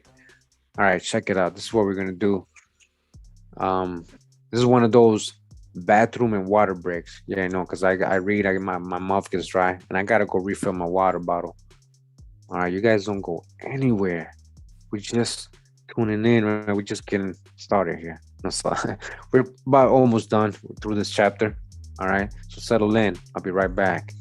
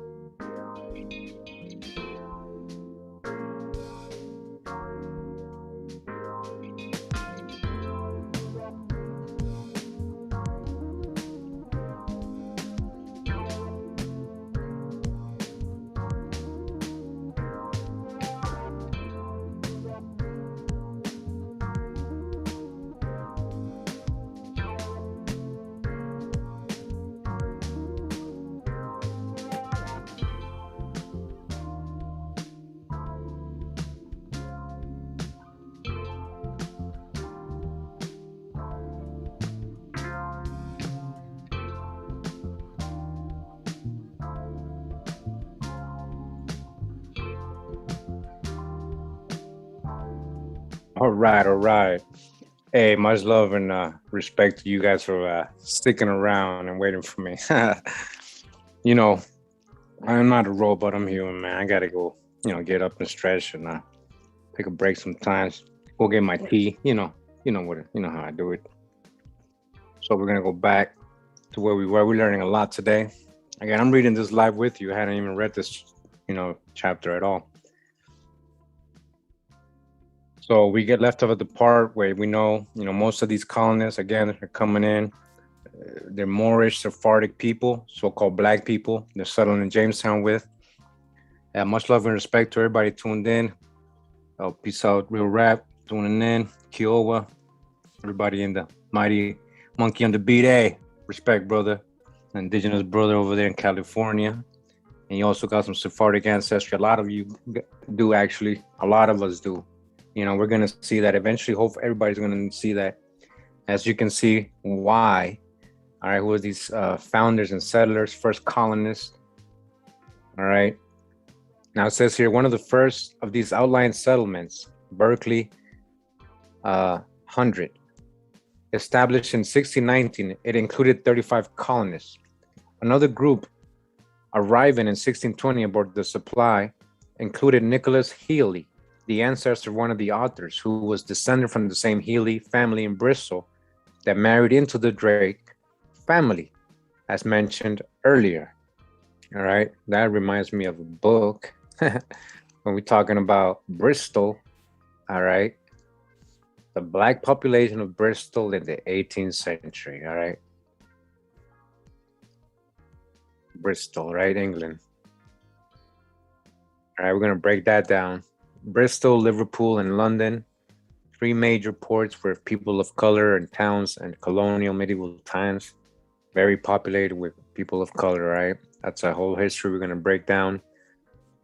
The Healy families from Bristol, they married into the Drake family. We know Drake is colored, all right? As mentioned earlier, others founding plantations and estates were Richard Pace, Nathaniel Causey, John Raffy, Isaac Madison, Samuel Maycock, Edward Liskey, a Czech name, Richard Biggs, Grivell Pooley or Pole, Isaac Chapman from Jacob, the patriarch who was a traveling merchant, Edward Gorgany or Gorganis, Ashkenazi, Nathaniel Powell, Thomas Harris, English, Jewish, it says Samuel Jordan, and Mary Tu or Tuhi. Again, we see the appearance of Jewish surnames. In 1619, the Virginia Company sent 150 people to set up 3 ironworks under the charge of Captain Blue Ed. Eventually, these were taken over by John Berkeley and his son Maurice. At George Sandys Plantation, there was a Frenchman, Daniel Poole. All right, we got him before. Sephardic name, Daniel Poole, and 20 Italians. At Hughes Crowder's plantation, we find Richard Pace, perhaps originally Shalom or Solomon, William Perry, Sephardic, all right, Perry, Richard Richards, and Thomas Garcia. Christopher Loney's plantation was furnished with 100 immigrants and supplies sent to him by Richard Wiseman, a Moroccan name, Wiseman, Moroccan. All right, so I hope you guys are paying attention who these plantations are being filled up by, right? Apart from the native free labor they were enslaving, these are the other so-called slaves, so-called Negroes, right? That eventually in history were called Negroes or Africans in plantations, right? Wiseman, one of these financiers, who's the Moroccan ancestry, brought a lot of these people over. It says Nathaniel Bass, all right, Byzantine or Romania Jewish. Bass eventually moved to Virginia himself, as did Edward Bennett, a well-established London merchant. A Newport News there was Daniel Gookin, perhaps the same as German or Guggen, as in Guggenheim, a friend of Sir William News in Ireland, and at Mulberry Islands, Anthony Baram Arabic, William Cop from Jacob, and Joachim Andrews or Andros, Byzantine Greek or Romaniot. All right. All right, so taking stock. What have we learned about Virginia's earliest colonists from 1587 to 1621? What have we learned today, guys? First, The majority of the settlers planted by Raleigh and Greenville at Roanoke, from the evidence provided by their surnames, motives of their sponsors, and the known ethnicity of Joaquim Gans and Simon Ferdinando as Jews and conversos, were most likely not of English ancestry. These weren't English people. They were Sephardim and Moriscos. Again, what is a Morisco? Is a Muslim, a Moor. A Morisco is a Muslim Moor converted to Christianity. Look it up right now. Say, what is Morisco? Or just put Morisco in Google and hit enter. You can see I ain't making this up. All right. And they were willing to come to America to escape what they viewed as an larger threat, even larger threat, right? The menace of Spain's invasion of England. Why was that a threat? Because they were Catholics, not because they were Spain, but they were going after the Catholics, right? Because they're also Catholics. These Sephardic Morisco people are I mean, not Catholic, but Spanish, right? They're Portuguese and Spain Iberians, Moors. So it's not a Spain versus England thing. You get it? So they were afraid of that. They're like, yo, let's just go to America. We'll be indentured, we'll work for somebody. Hopefully we don't have to work for anybody. We can pay our own way over there. But most couldn't. It says the initial colonists of Jamestown 10 years later do not appear to be all very Anglo-Saxon either. Although the latter arriving 400 renegades likely were British in that they probably did not enlist, but were tricked by those desirous of getting them out of the country. All right.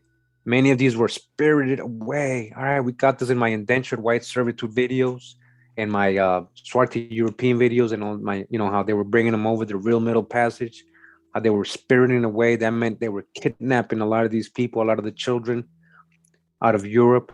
A lot of these were, again, so-called black people. They were getting rid of it over there, sending them over here. Again, and this was Moors on Moors, blacks on blacks. We're not just talking about white people getting rid of. No, it wasn't even like that. All right.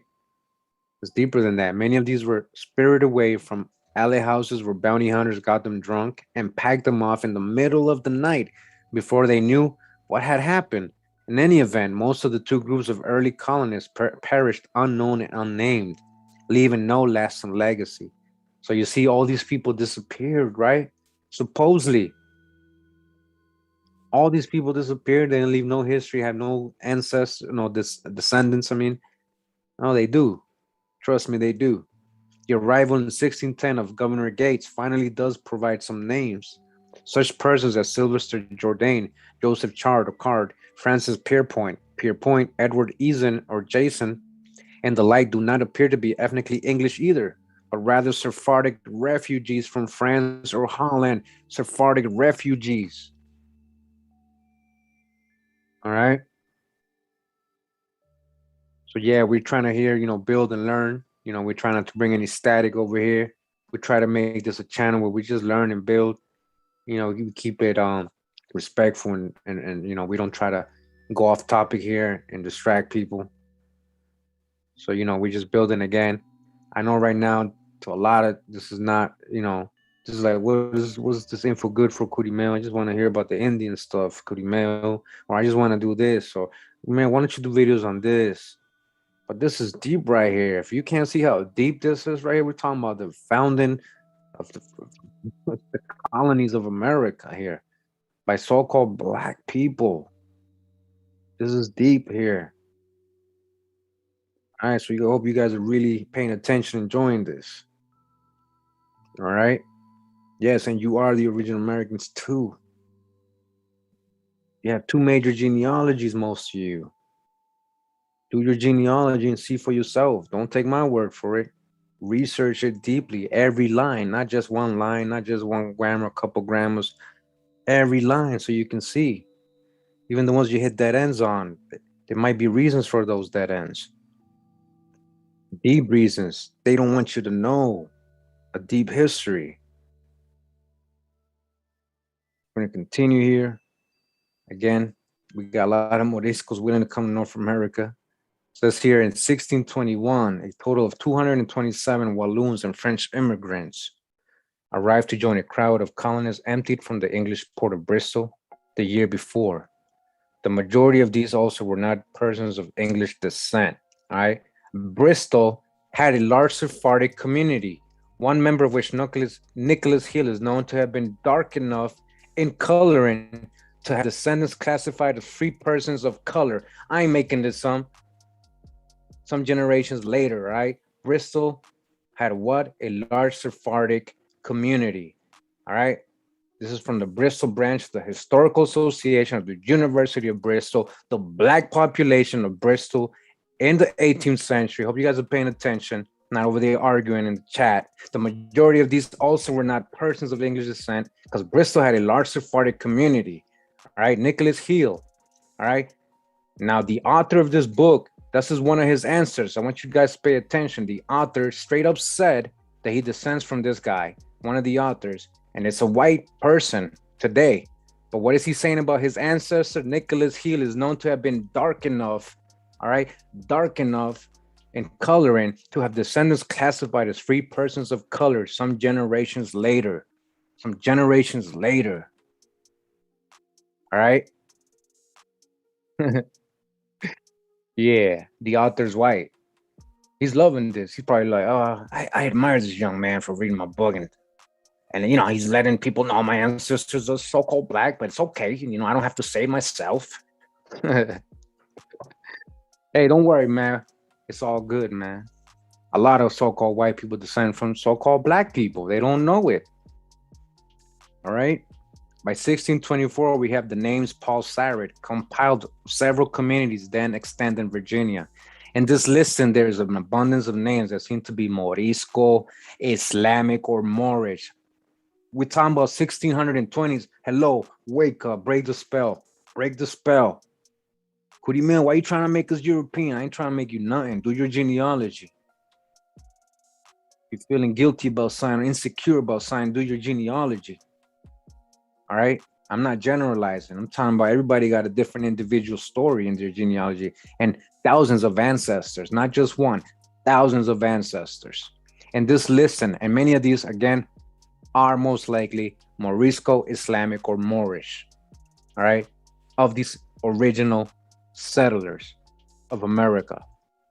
For example, Danan, Arabic judge, Fedem, Arabic, coins mint, hammer, Kalam, Arabic, wise, while others would seem explicitly Jewish, Bagsel, Hebrew, anagram, Baruch, or Baruch, blessed, Eli, Goldsmith, Juman, Levet, and Moises. These observations contradict the received notion that the first Jews to arrive in North America were a boatload of Sephardic refugees from Recife, Brazil, who illegally came to the Dutch colony of New York from Curaçao in 1654. As mentioned above, Jews and Muslims were present in North America from Columbus' arrival at Hispaniola in 1492. All right, so that's a big point because what he's trying to say is that the first so-called Sephardic refugees arrived from Brazil in 1654, but they've been here. He's letting you know, ever since Columbus and them came, they were Sephardic and Moorish people.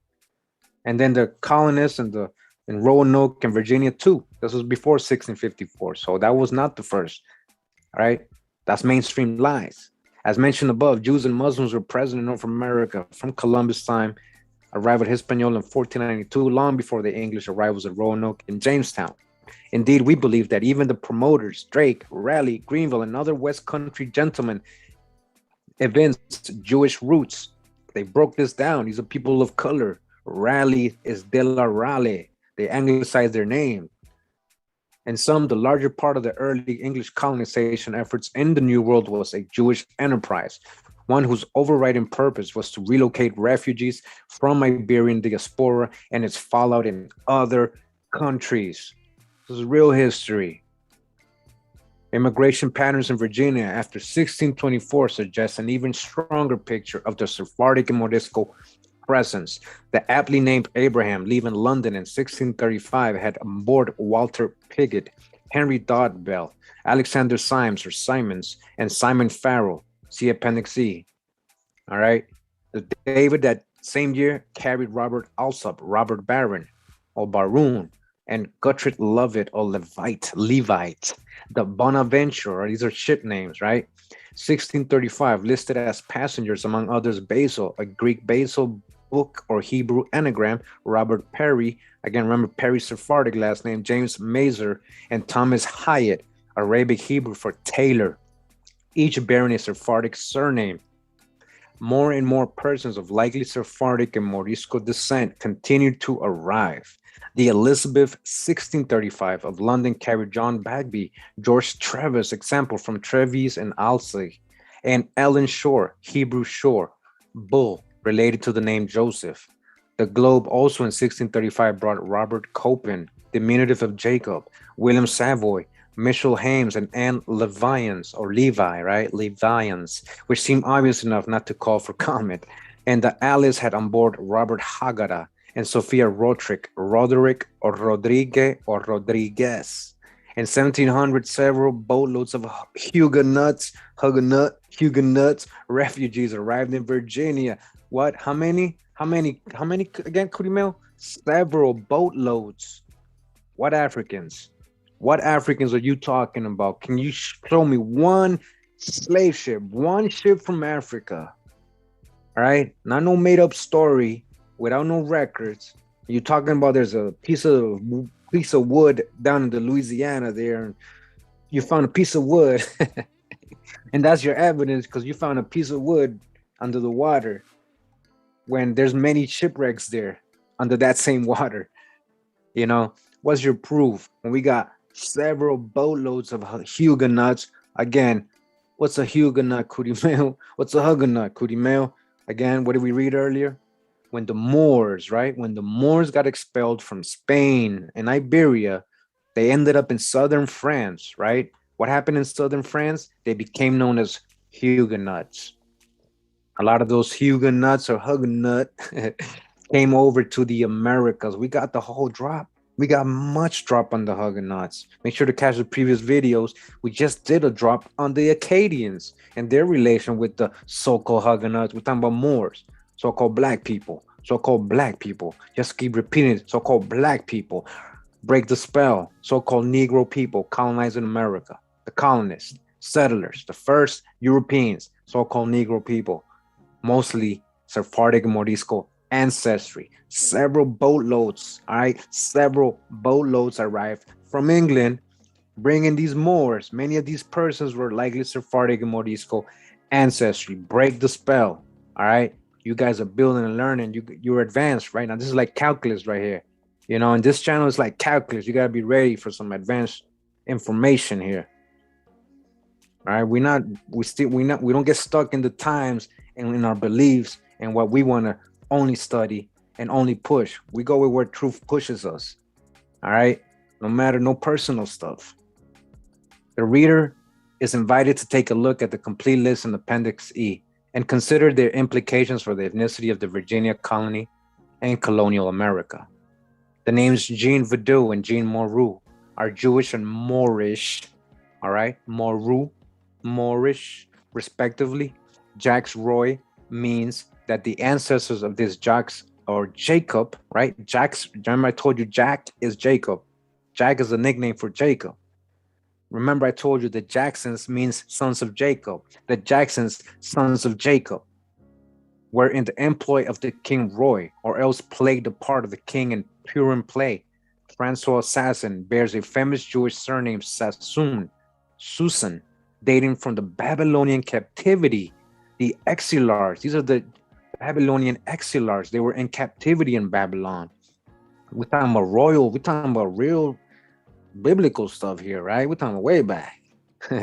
Abraham Mullen was the ancestor of the Melungeon Mullins family. All right, this Melungeon, who? He was a Sephardic, so-called black person.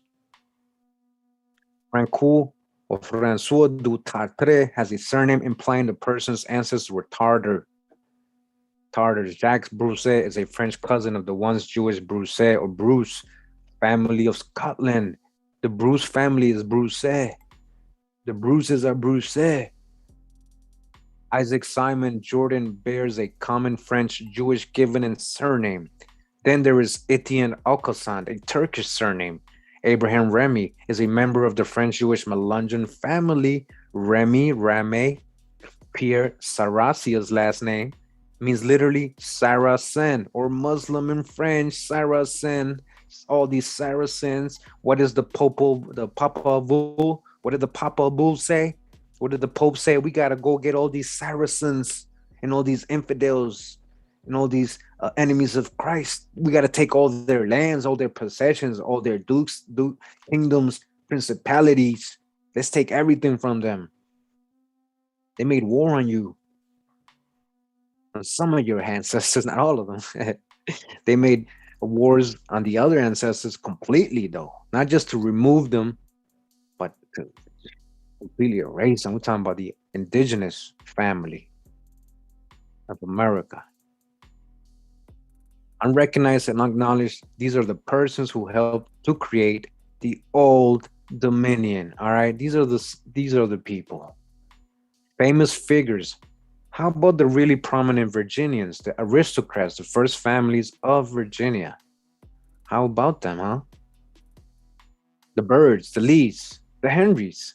Our first glance at these families should be to see what they look like, right? Images of prominent people suggest that there's lies hitting a large Mediterranean, Middle Eastern, Iberian component, and Virginia's colonial era population and their descendants.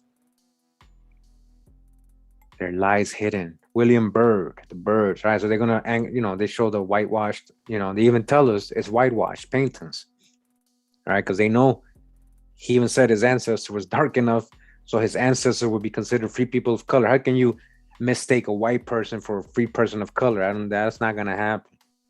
Because it has benefits whether you are considered this or that. It has different, so they're gonna make sure to list it correctly.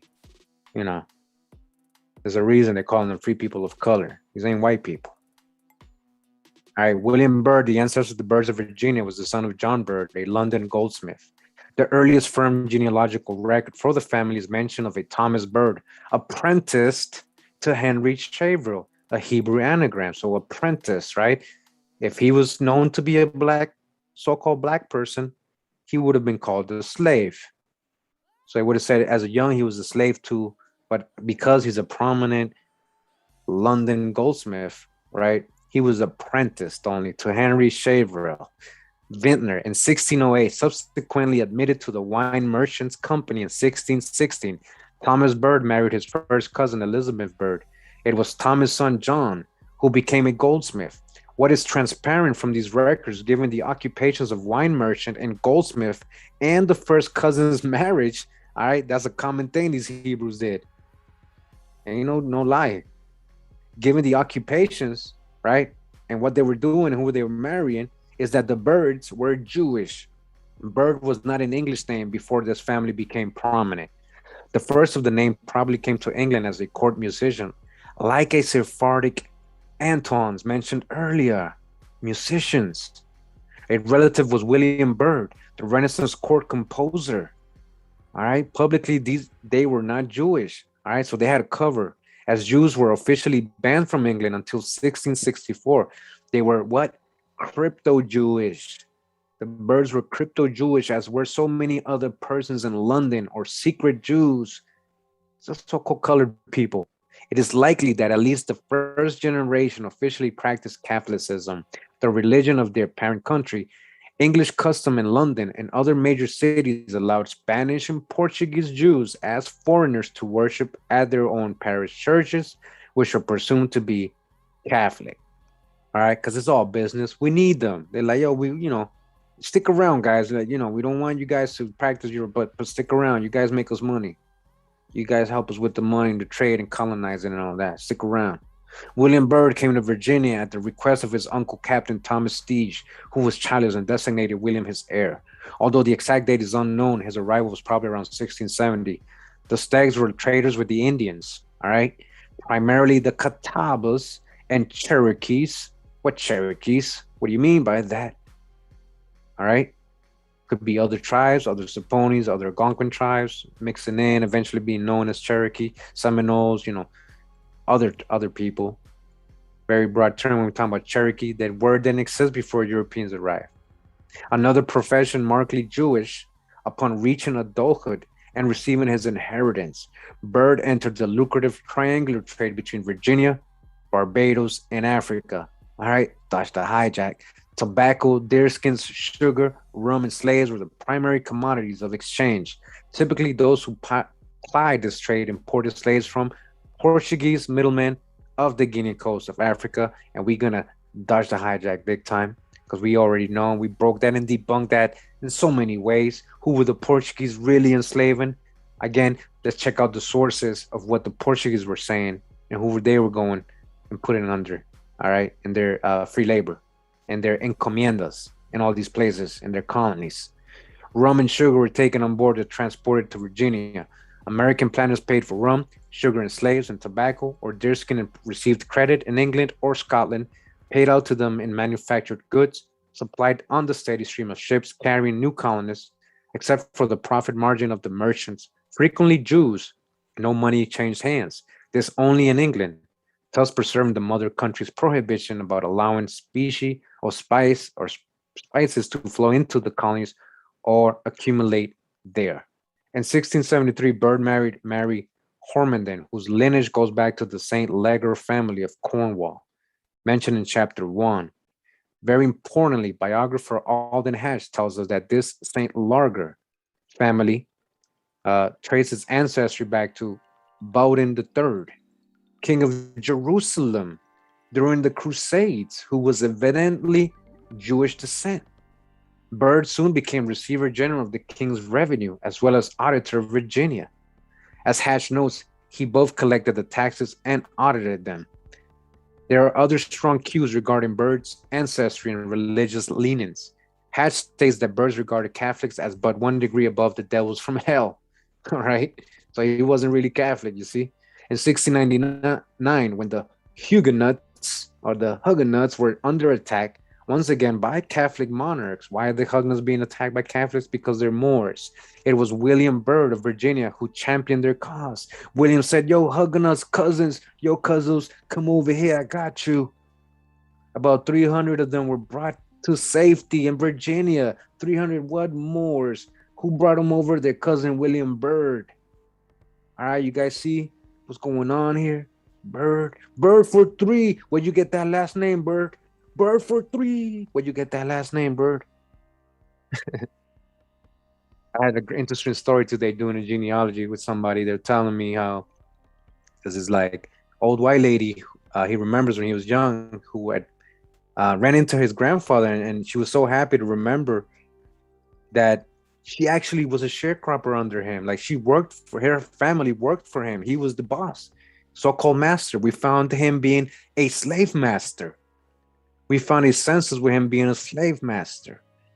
And the person knew the story of his family. These are the Turners out of Tennessee, you know, having a lot of land, very known there. And yeah, we found the census, and then he's telling me the story, and it just all made sense, right? It all made sense.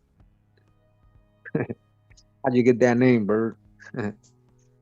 So, you know, I'm just messing around, you know, but it's real history. This is true story. I ain't making this up. In 1699, again, they brought 300 what? Moors. All right? 300 Moors to Virginia. In 1699, and another 200. And then, so that's that, 500 Moors. Let me say it a different way. 500 so-called black people, so-called Negroes. So in this case, so-called Black Lives Matter in this case. No, Kurimeo, those are Europeans. They colonized us. Those don't matter, Kurimeo.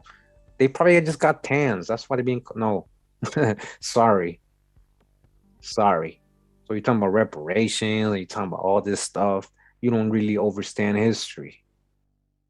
All right, this is deep information here. This is going to change. I mean, if they allow this to become mainstream, it would change everything. And so that's why I don't know if they're really going to allow this. You know, you guys got the drop. Make sure you spread it. You guys got the drop and the sources. All right, you can come back to this video anytime, show people the sources, and then follow up and verify the information. All right, because we got 500 Moors being brought by William Byrd, largely as a result of the arguments presented by William Byrd to the Board of Trade between 700 and 800 Huguenots. 800 Huguenots or 800 Moors settled in Virginia. Thank you, Bird, for bringing your cousins. Such activities are in complete conformity with the efforts begun in the late 1500s by Raleigh and Drake to settle their Sephardic and Morisco kinsmen in the New World. Again, family, cousins. I'm not making this up. You think I'm joking? You think I'm joking? Both Raleigh and Drake had assisted the Huguenots in France before and after the infamous St. Bartholomew's Day massacre in 1572, when the Catholics murdered and massacred a lot of these Moors. In the 1705 edition of History, Robert Beverley wrote of the goodness and generosity of Colonel Byrd toward these distressed Huguenots, Moors. Beverley goes on to say, upon their first arrival in the country, he, Byrd, received them with all the tenderness of a father, and ever since has constantly given them the utmost assistance, employing all his skills and all his friends to advance their interests both publicly and privately. What liberties has he not all along allowed them on his own plantations to furnish themselves from thence corn and other necessaries? His mills have been at their service to grind their corn toll-free. With what zeal did he represent their cause to the assembly? And with what earnestness, did he press all his friends in their favor? So you hear what they're saying, right? They're like, what is the reason he's helping all these people? He's using our funds and he's using all our processes to help. Who authorized this? They're like, who authorized this, man? Why is he helping all these people? Because that's his kinsman, that's his family. He was like a father to them. Like a father, that's his family. Who? Huguenots? No, Moors. Yeah, Moors. So-called black people. Yeah, wow. Byrd was attended in his final days by one of them, his valet, Jean Morat, who bears a common Sephardic Arabic surname. William Byrd's son, William II, was educated in England, where he learned Hebrew, Greek, and Latin. Micaiah Perry, nearly invariably a Sephardic name, as we have seen, was William Byrd Sr.'s factor and agent in London, and looked after William Byrd Jr.'s welfare as a student abroad. In 1705, John William returned to Virginia and took over the family's several mercantile and milling interests. He had an avid interest in medicine and special fascination with the properties and profits in ginseng. This was a root gathered by ginseng melungeons, and shipped as far away as China during the late 1700s by Daniel Boone and John Jacob Astor from Astoria. Now that is deep. I didn't know that. That's major drop right there. So wait a minute. You're supplying China with ginger from America, Melunge Indians, right? I thought ginger and all that was I thought they were supplying us. Ginger, right? Did you know Melunges were supplying Chinese with ginger? American Indians and people with Sephardic ancestry that mixed with Melungeons? I didn't know that. I didn't know that at all. I didn't picture that ever. And Daniel Boone was all up in it. Daniel Boone was like, yep, making money off that. All the way up in China. All right. And his boy Jacob Astor from Astoria. William Byrd II married Lucy Park. Lucy's sister Frances would later marry John Custis, probably a Sephardic ancestry. All right. Hatch also reports from transcriptions of Byrd's private diary that he would read 1 or 2 chapters of the Bible in the Hebrew every morning, since the Hebrew Bible does not contain the New Testament. No hijacks allowed, he said. No, that New Testament, he said, hey, I'm going to read the real Bible. He said, I'm going to stick with the Hebrew Bible, not the New Testament thing right there, that Christianity thing. We must assume that William was reading the Torah. Hatch continues, Byrd was very strict about keeping the Sabbath. He would allow no work to be done that could possibly be avoided. And even when it could not be helped, he was uneasy in his conscience and sought a biblical excuse. Also, according to Hatch, Byrd frequently ducked going to Christian church. In our view, these descriptions illustrate crypto-Jewish behavior. Oh, he got that crypto-Jewish behavior. I smell a crypto-Jew. I smell a crypto-Jew. That's what he's saying. Now it says here, the Lees of Virginia. And again, thank you for tuning in. We're almost done. We got a couple, like 2 or 3 more pages. And we're done. And we're going into the Lee family of Virginia. The Lee family, huh? Is perhaps most noted for producing General Robert E. Lee, all right, commander of the Confederate Army during the Civil War. All right, so who was this Lee guy really? Was he a white guy? But the family's history in Virginia goes back much farther. The genealogy shown below indicates that the founder, Richard Lee, was born in England in 1618 and immigrated to Virginia in 1640, his wife of Anne Constable. By the first generation, one daughter, Anne, had married a man very likely Sephardic Jewish, Thomas Joel. The next generation sees Richard Lee marrying Martha Silk, also Sephardic surname, and Philip marrying Sarah Brooke, or Baruch, which means blessed in Hebrew. By the third generation, Lees are marrying their close cousins, the Corgins or Cohens, priest, and the sisters, probably also Jewish, Mary and Annie, Eliet, Arabic for prominent person. All right, so Ailet is Eliot, fourth generation, Lees twice married into the Livingstons, right? Livingston, Grimes, and Ball families elsewhere in this book identified to be of Sephardic origin. All right, Livingston or Livingston, maybe, same.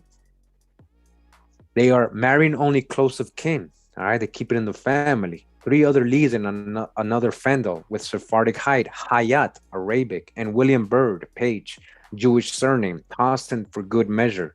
By the sixth generation, they have married Carters and another Cutis Custis.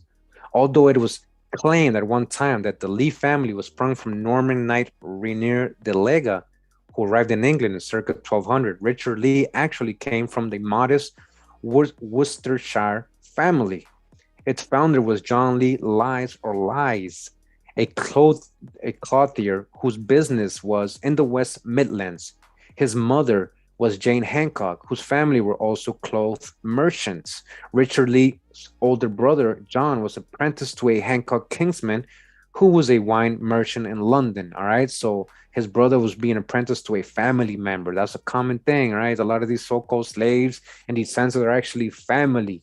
All these apprenticeships, just like William Ellison, right? He was apprenticed to somebody. Supposedly that's his slavery time because he never worked in the field. He was actually just an apprentice. Most likely it's a family member or somebody they knew. You know, we got that drop. Make sure to get that video, William Ellison. All right, we did that video. Continuing, it says Richard Lee's older brother. All right, yeah. So it says an origin similar to the Byrds. The exact date of Richard Lee's arrival in Virginia is unknown.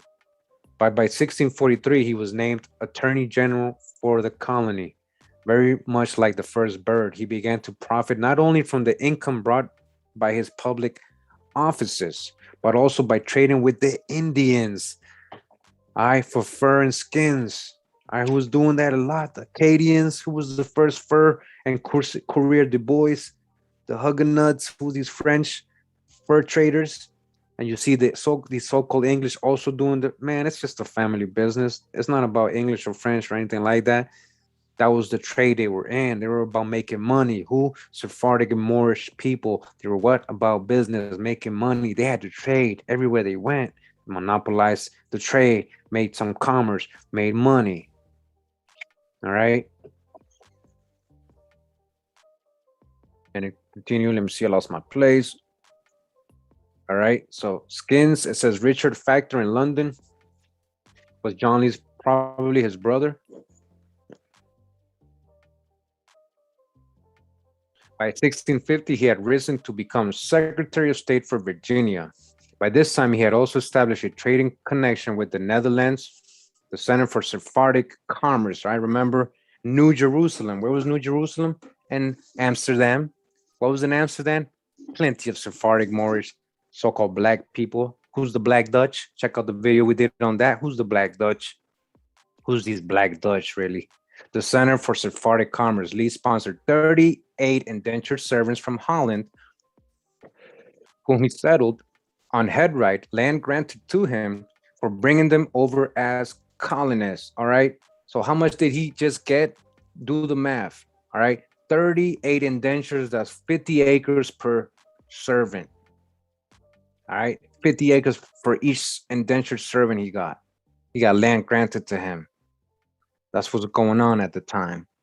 repetitive exploitation of the headright system, all right? Exploitation. Some people were taking advantage of this, man. And of course, this is what I tell people when we do their genealogies and stuff is, you know, if you got a lot of family back in Europe and you're about to get a land grant, right? A headright system land grant, right? Why not bring your family than strangers, right? If you got 30 cousins, I'm gonna bring all my cousins over, right? My uncle, everybody, Pete, uncle, little cousin, little Timmy, everybody, the dog, everybody. I'm gonna bring everybody I can. Yo, 50 acres for the dog. Hell yeah, put him as a person right there. Put him. His name is, you know, you know. But that's what I would do, right? And that's what a lot of these people did. A lot of these people supposedly bringing in cousin slaves. You know, they're not just slaves they're bringing over, or so-called Africans they're bringing from England, because that's what they really want you to think. It's like Africans coming from Europe, because they ain't coming directly from Africa. If these are so-called black people, and we know they are, right? So it says Lee continued to sponsor Dutch, evidently Sephardic indentured servants. All right, Dutch, who's the black Dutch, Sephardic Dutch, and the indentured servants, who's the real slaves, and reaped increasingly large rewards. You making money of this trade. Large rewards, money, making money. One of Lee's sons, Francis, returned permanently to London in 1677, where he helped manage the family's international trade and ventures. Another, Thomas, negotiated in the 1740s with the Iroquois Indians to obtain rights to 500,000 acres west of Virginia. Wow, that's a lot of land. The Iroquois are giving up. I wonder where the Iroquois got all this land, right?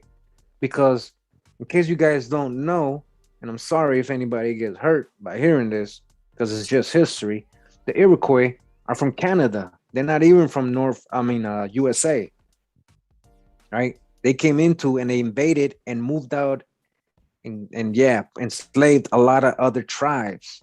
So them giving away 500,000 acres, whose land are they giving away, these Iroquois?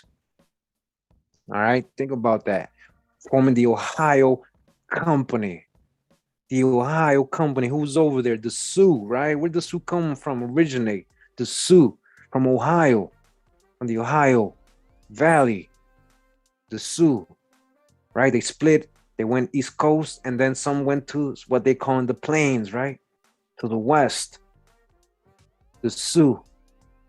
The Catawbas are Sioux. They ended up in the East Coast. The Catawbas, the ponies. Right? So this was their original land, Ohio. And who was over there? Iroquois. Taking over that and then giving it away. The company had Lawrence Washington, brother to George, as one of the presidents, and was operated by the Lee family for several generations. Their surveyor used to map the company's land grant boundaries was Christopher Gist, Indian agent, guide, and spy for Governor Edmund Atkins in Maryland, and later for General Washington's in Braddock. Gist was the son of Captain Richard and Sephora Moray Gist, and grandson Oliver Cromwell, Lord Protector of the Commonwealth. What? Gist's descendants became openly Jewish and joined the Reformed Synagogue in Cincinnati, Ohio. All right. So yeah, just some real history right there. And just want you to think about, where to get those 500,000 acres from. So willingly giving it up. Patrick Henry. Our final nominee is Patrick Henry, staunch patriot and one of the primary architects of the American Revolution. All right. We're talking in code here when they're talking about architects. Who's the architects? We're talking secret codes here. We're talking about Masonic words here. All right. And again, we got to dodge the hijack with the whitewashing, right? He told us straight up, the author already, that these are whitewashed pictures. This is how they drew them. We already know what's up with the wigs and all that, right? How they drawing the Jacobites, right? How they drawing all these people. It is William Byrd's diary, which provides us with some initial clues about his ancestry. Patrick's mother was born Sarah Winston. She first married Colonel John Sim, Hebrew Simone, who died shortly after their marriage. On October 7, 1732, Colonel Bird dropped in to see her and wrote later in his diary, she was a portly, handsome dame of the family of Isau. Ooh, I didn't say it. Okay, I didn't say it. All right. I didn't say it. It's not me calling them Edomites. It's not me calling them Edomites or Esau's descendants. What happened to the Edomites? What were they doing? What is the scripture behind them and the prophecy and what they would do to their own brethren? What they would do to their own brethren? Who's the Edomites? If you're not into the whole biblical scripture, story or history, something get into when you look at it historically and try to, see what they're talking about historically. Who's these people really? Who's their descendants? All right, so she was poorly handsome dame of the family of Esau. All right, that's Jacob's brother, Jacob's twin brother, Esau, and seemed not to pine too much for the death of her husband, who was of the family of the Saracens, or the sons of Sarah, right? The offspring of Sarah, who was Abraham's wife. All this goes back. There ain't no way to go around it. Most genealogical histories or even history of the world goes back to biblical characters. So who's the Saracens or the sons of Sarah? The Saracens, sons of Sarah. Most of the Hebrews, right? Who's a Hebrew? Abraham, right? He had Sarah and he had a couple other wives, right? Even with his wife Hagar, Sarah took over, kind of raised and took on Hagar's kids too. You can read about, you can study this. Like they're considered Saracens too. All right, even though they're from Hagar, which came known as the Arabs, a lot of the Muslims, the Hagarites. All right, I know I'm getting off track here. To the biblical scholars out there. We got Esau and the family of Saracens, right? Bird testimony firmly establishes that Mrs. Syme was a Jewish and her late husband a Muslim. A Muslim. We're talking about colonial times, right? Shortly after that visit, Miss Syme married a close kinsman of her late husband's, John Henry of Aberdeen, Scotland. The Symes and the Henrys were first and second cousins, and members of both families immigrated to Virginia colony in 1736. The Henrys' son, Patrick, was born on the family's plantation in Hanover County, where 6 out of 12 of the governors were kinsmen. All right, they were all family. You see what's going on? He's saying random people. They're all family, a whole network here. Who's colonizing, creating the 13 colonies? All right. Yeah, there's books out there that say, yeah, the 13 colonies was created by black man, but they don't explain the whole thing. And they're still adding this African hijack into it. They need to update their information. But much love and respect to them for bringing that out or that awareness to us so we can dig in further like we're doing right now. In 1736, again, he was born there. These are all kingsmen, all these governors. As acknowledged by the author, The Phase of Our Father, a study of religious beliefs and practices of the men who were most prominent in the founding of the United States. Henry's father, Colonel John Henry, had the most distinguished formal education, being a graduate of the rigorous classical curriculum of Scotland's famous Aberdeen University. His sons went on to become an eminent lawyer and delegate to the Virginia House of Burgesses and Continental Congress, and achieved fame as one of the most outspoken champions of the American independence. All right. And I mentioned this earlier. What was the real reason of the American Revolution, the Civil War? Who are these people really that were fighting in these wars? What was their personal interest and their personal motivation for joining and fighting? There's individual stories here, but there's a common pattern. You start building it. We're going to get into all this. We're going to break this down.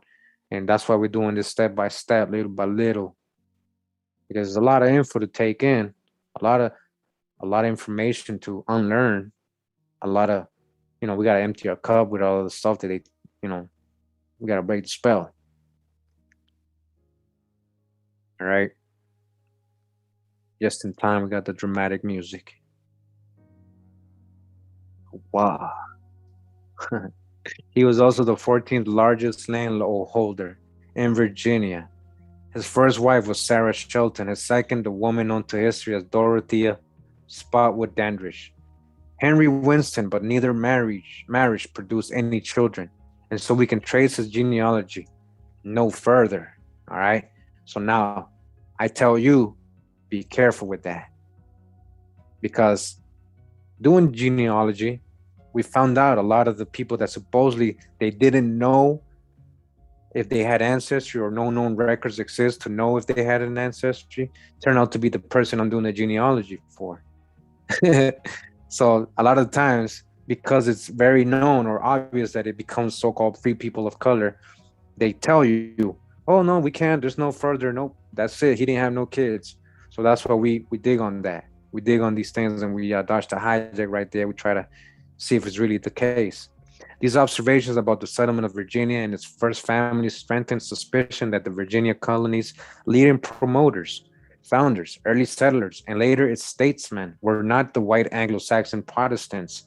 All right. They weren't what? They weren't no Anglo-Saxon white Protestants paraded through the pages of traditional American histories.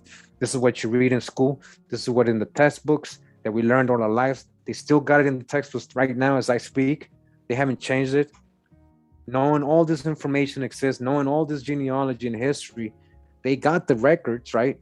I'm doing ancestry from their website and their records, proving all this information. So they know, right? They kept this away, right? Turn you into so-called Negro, so-called Black, so-called African American, forget who you really are, all your lines. We thought again that these were all white people. That's what's written in these traditional American histories, but at least partially Sephardim, Moriscos, and others. These figures should be recognized as her cultural and political architects. And we end today in chapter 3. Hope you guys enjoyed today's presentation. We're going to get into chapter 4 soon. Talk about Massachusetts, the Pilgrims, the Puritans, Jews, and Moors. All right.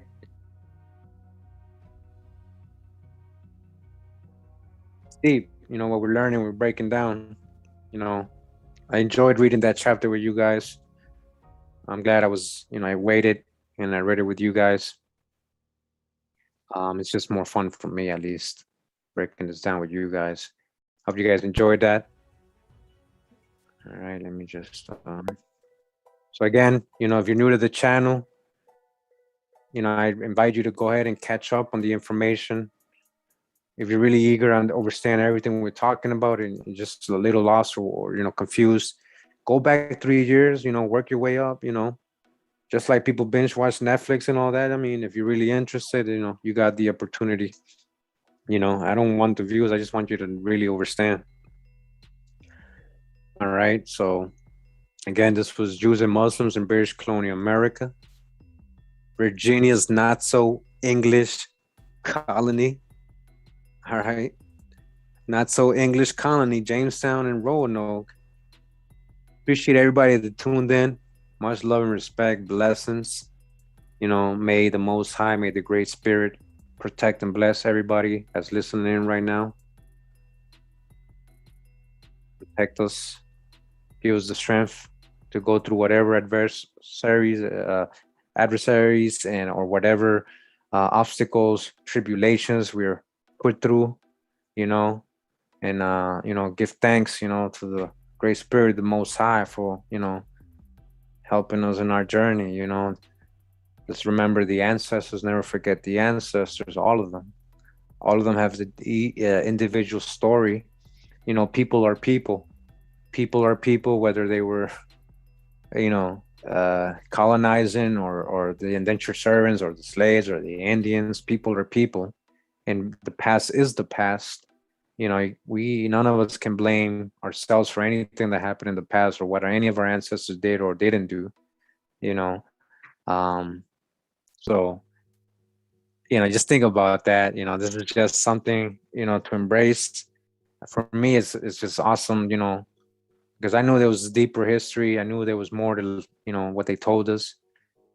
And I know I say it's not. Let's not look at the past or history as white and black. But I'm gonna keep showing the true history, and that's what it's showing us. We're seeing a Swarthy Europe, we're seeing a Swarthy Asia, we're seeing a Swarthy America. Holy so, just like Benjamin Franklin said, holy so, right? We know who was in Mexico, we know who the Spaniards coming in, right? We got all the drop. We're putting everything together. So far, everything's correlating. Everything's just coming together. It's not my doing, it's everybody's doing. It's all you guys. I learned from a lot of you guys. All right. Look out, future. We got some great cartoons in mind, animation. I'm working on that. Trust me, I'm working on it, and it's gonna be awesome. My son's doing well, he's studying, digital animation and all that. Very good school, university here, so he's already advancing very well in that. And so this is one of my little characters right here. This is our little Jewish Sephardic pirate, Moorish pirate here. Yeah, he's gonna be one of our characters, huh? Yeah, he's cool though. He's cool. He's a funny guy. He's a funny guy. So much love and respect. If you appreciate, if you're willing and able, and you want to help me in some way, if you want to donate, you can join me as a Patreon. I still feel weird, when people just give me stuff. I always feel like I got to give back anyways. I gave a lot of free books, a lot of great content and pictures and stuff there on my Patreon. If you want to join it, thank you to J9 for putting the link in the chat. Anybody want to support, I got a lot of great books there. And also, this is a way I can continue to do my thing. I kind of lost my job back in January. They left the country. I used to work for GSK, the GlaxoSmithKline pharmaceutical company. I was in the IT department. There's a lot of call centers here in Costa Rica. And I was there, a lot of years, and they just decided to go to COVID hit, decided to go to India. So I've been, just since then hustling on anything I can do, honestly, whether selling eggs, my vegetables, working side jobs, helping people out, whatever it is, I've been doing it. And I want to be able to continue to do these research, have time for this, make this my thing, make this our thing. If we could just create a whole curriculum, a whole school, we can have a whole team and all that. But, again, only if you're willing and able to. If you enjoy this. If not, I'm still going to do my thing. I'm going to bring this out, whether you donate or not. Because I know deep down for me, it was never about that. I never knew I would get so big, at least in YouTube, or, just people would hear me out. But I appreciate all of you guys that, especially those who will stick around. How long was this? I don't even know how long it's been. At least 3 or 4 hours, right? Let me see. Yeah, 2 hours ago it says. All right. So, well, I don't know. I thought it was more. But hey, good. That's good. But I appreciate you guys. All right. Just want to say, I just trying to be real. I mean, I got a lot of trolling, a lot of people trying to say I'm doing this, I'm doing that. I'm just a normal person. I'm just good at this. I love this. I like history. I was always into this stuff. So I do video editing. I do video production. So I just combine those two passions. And it's just me being me, man. And I like learning, and I like to share what I learn. I've always. So pura vida. All right, pure life. That's what we say here in Costa Rica. Pura vida. Pure life. Pura vida. This has been Virginia's not so English colony, the Sephardic Moorish Jamestown, Roanoke, and Jamestown, a genealogical history that they didn't tell us about. All right. So we're going to leave with this jam here. Blessings to each and one that's listening right now. Leave your troubles away. They'll go away. Have hope. Be strong. We'll get through this.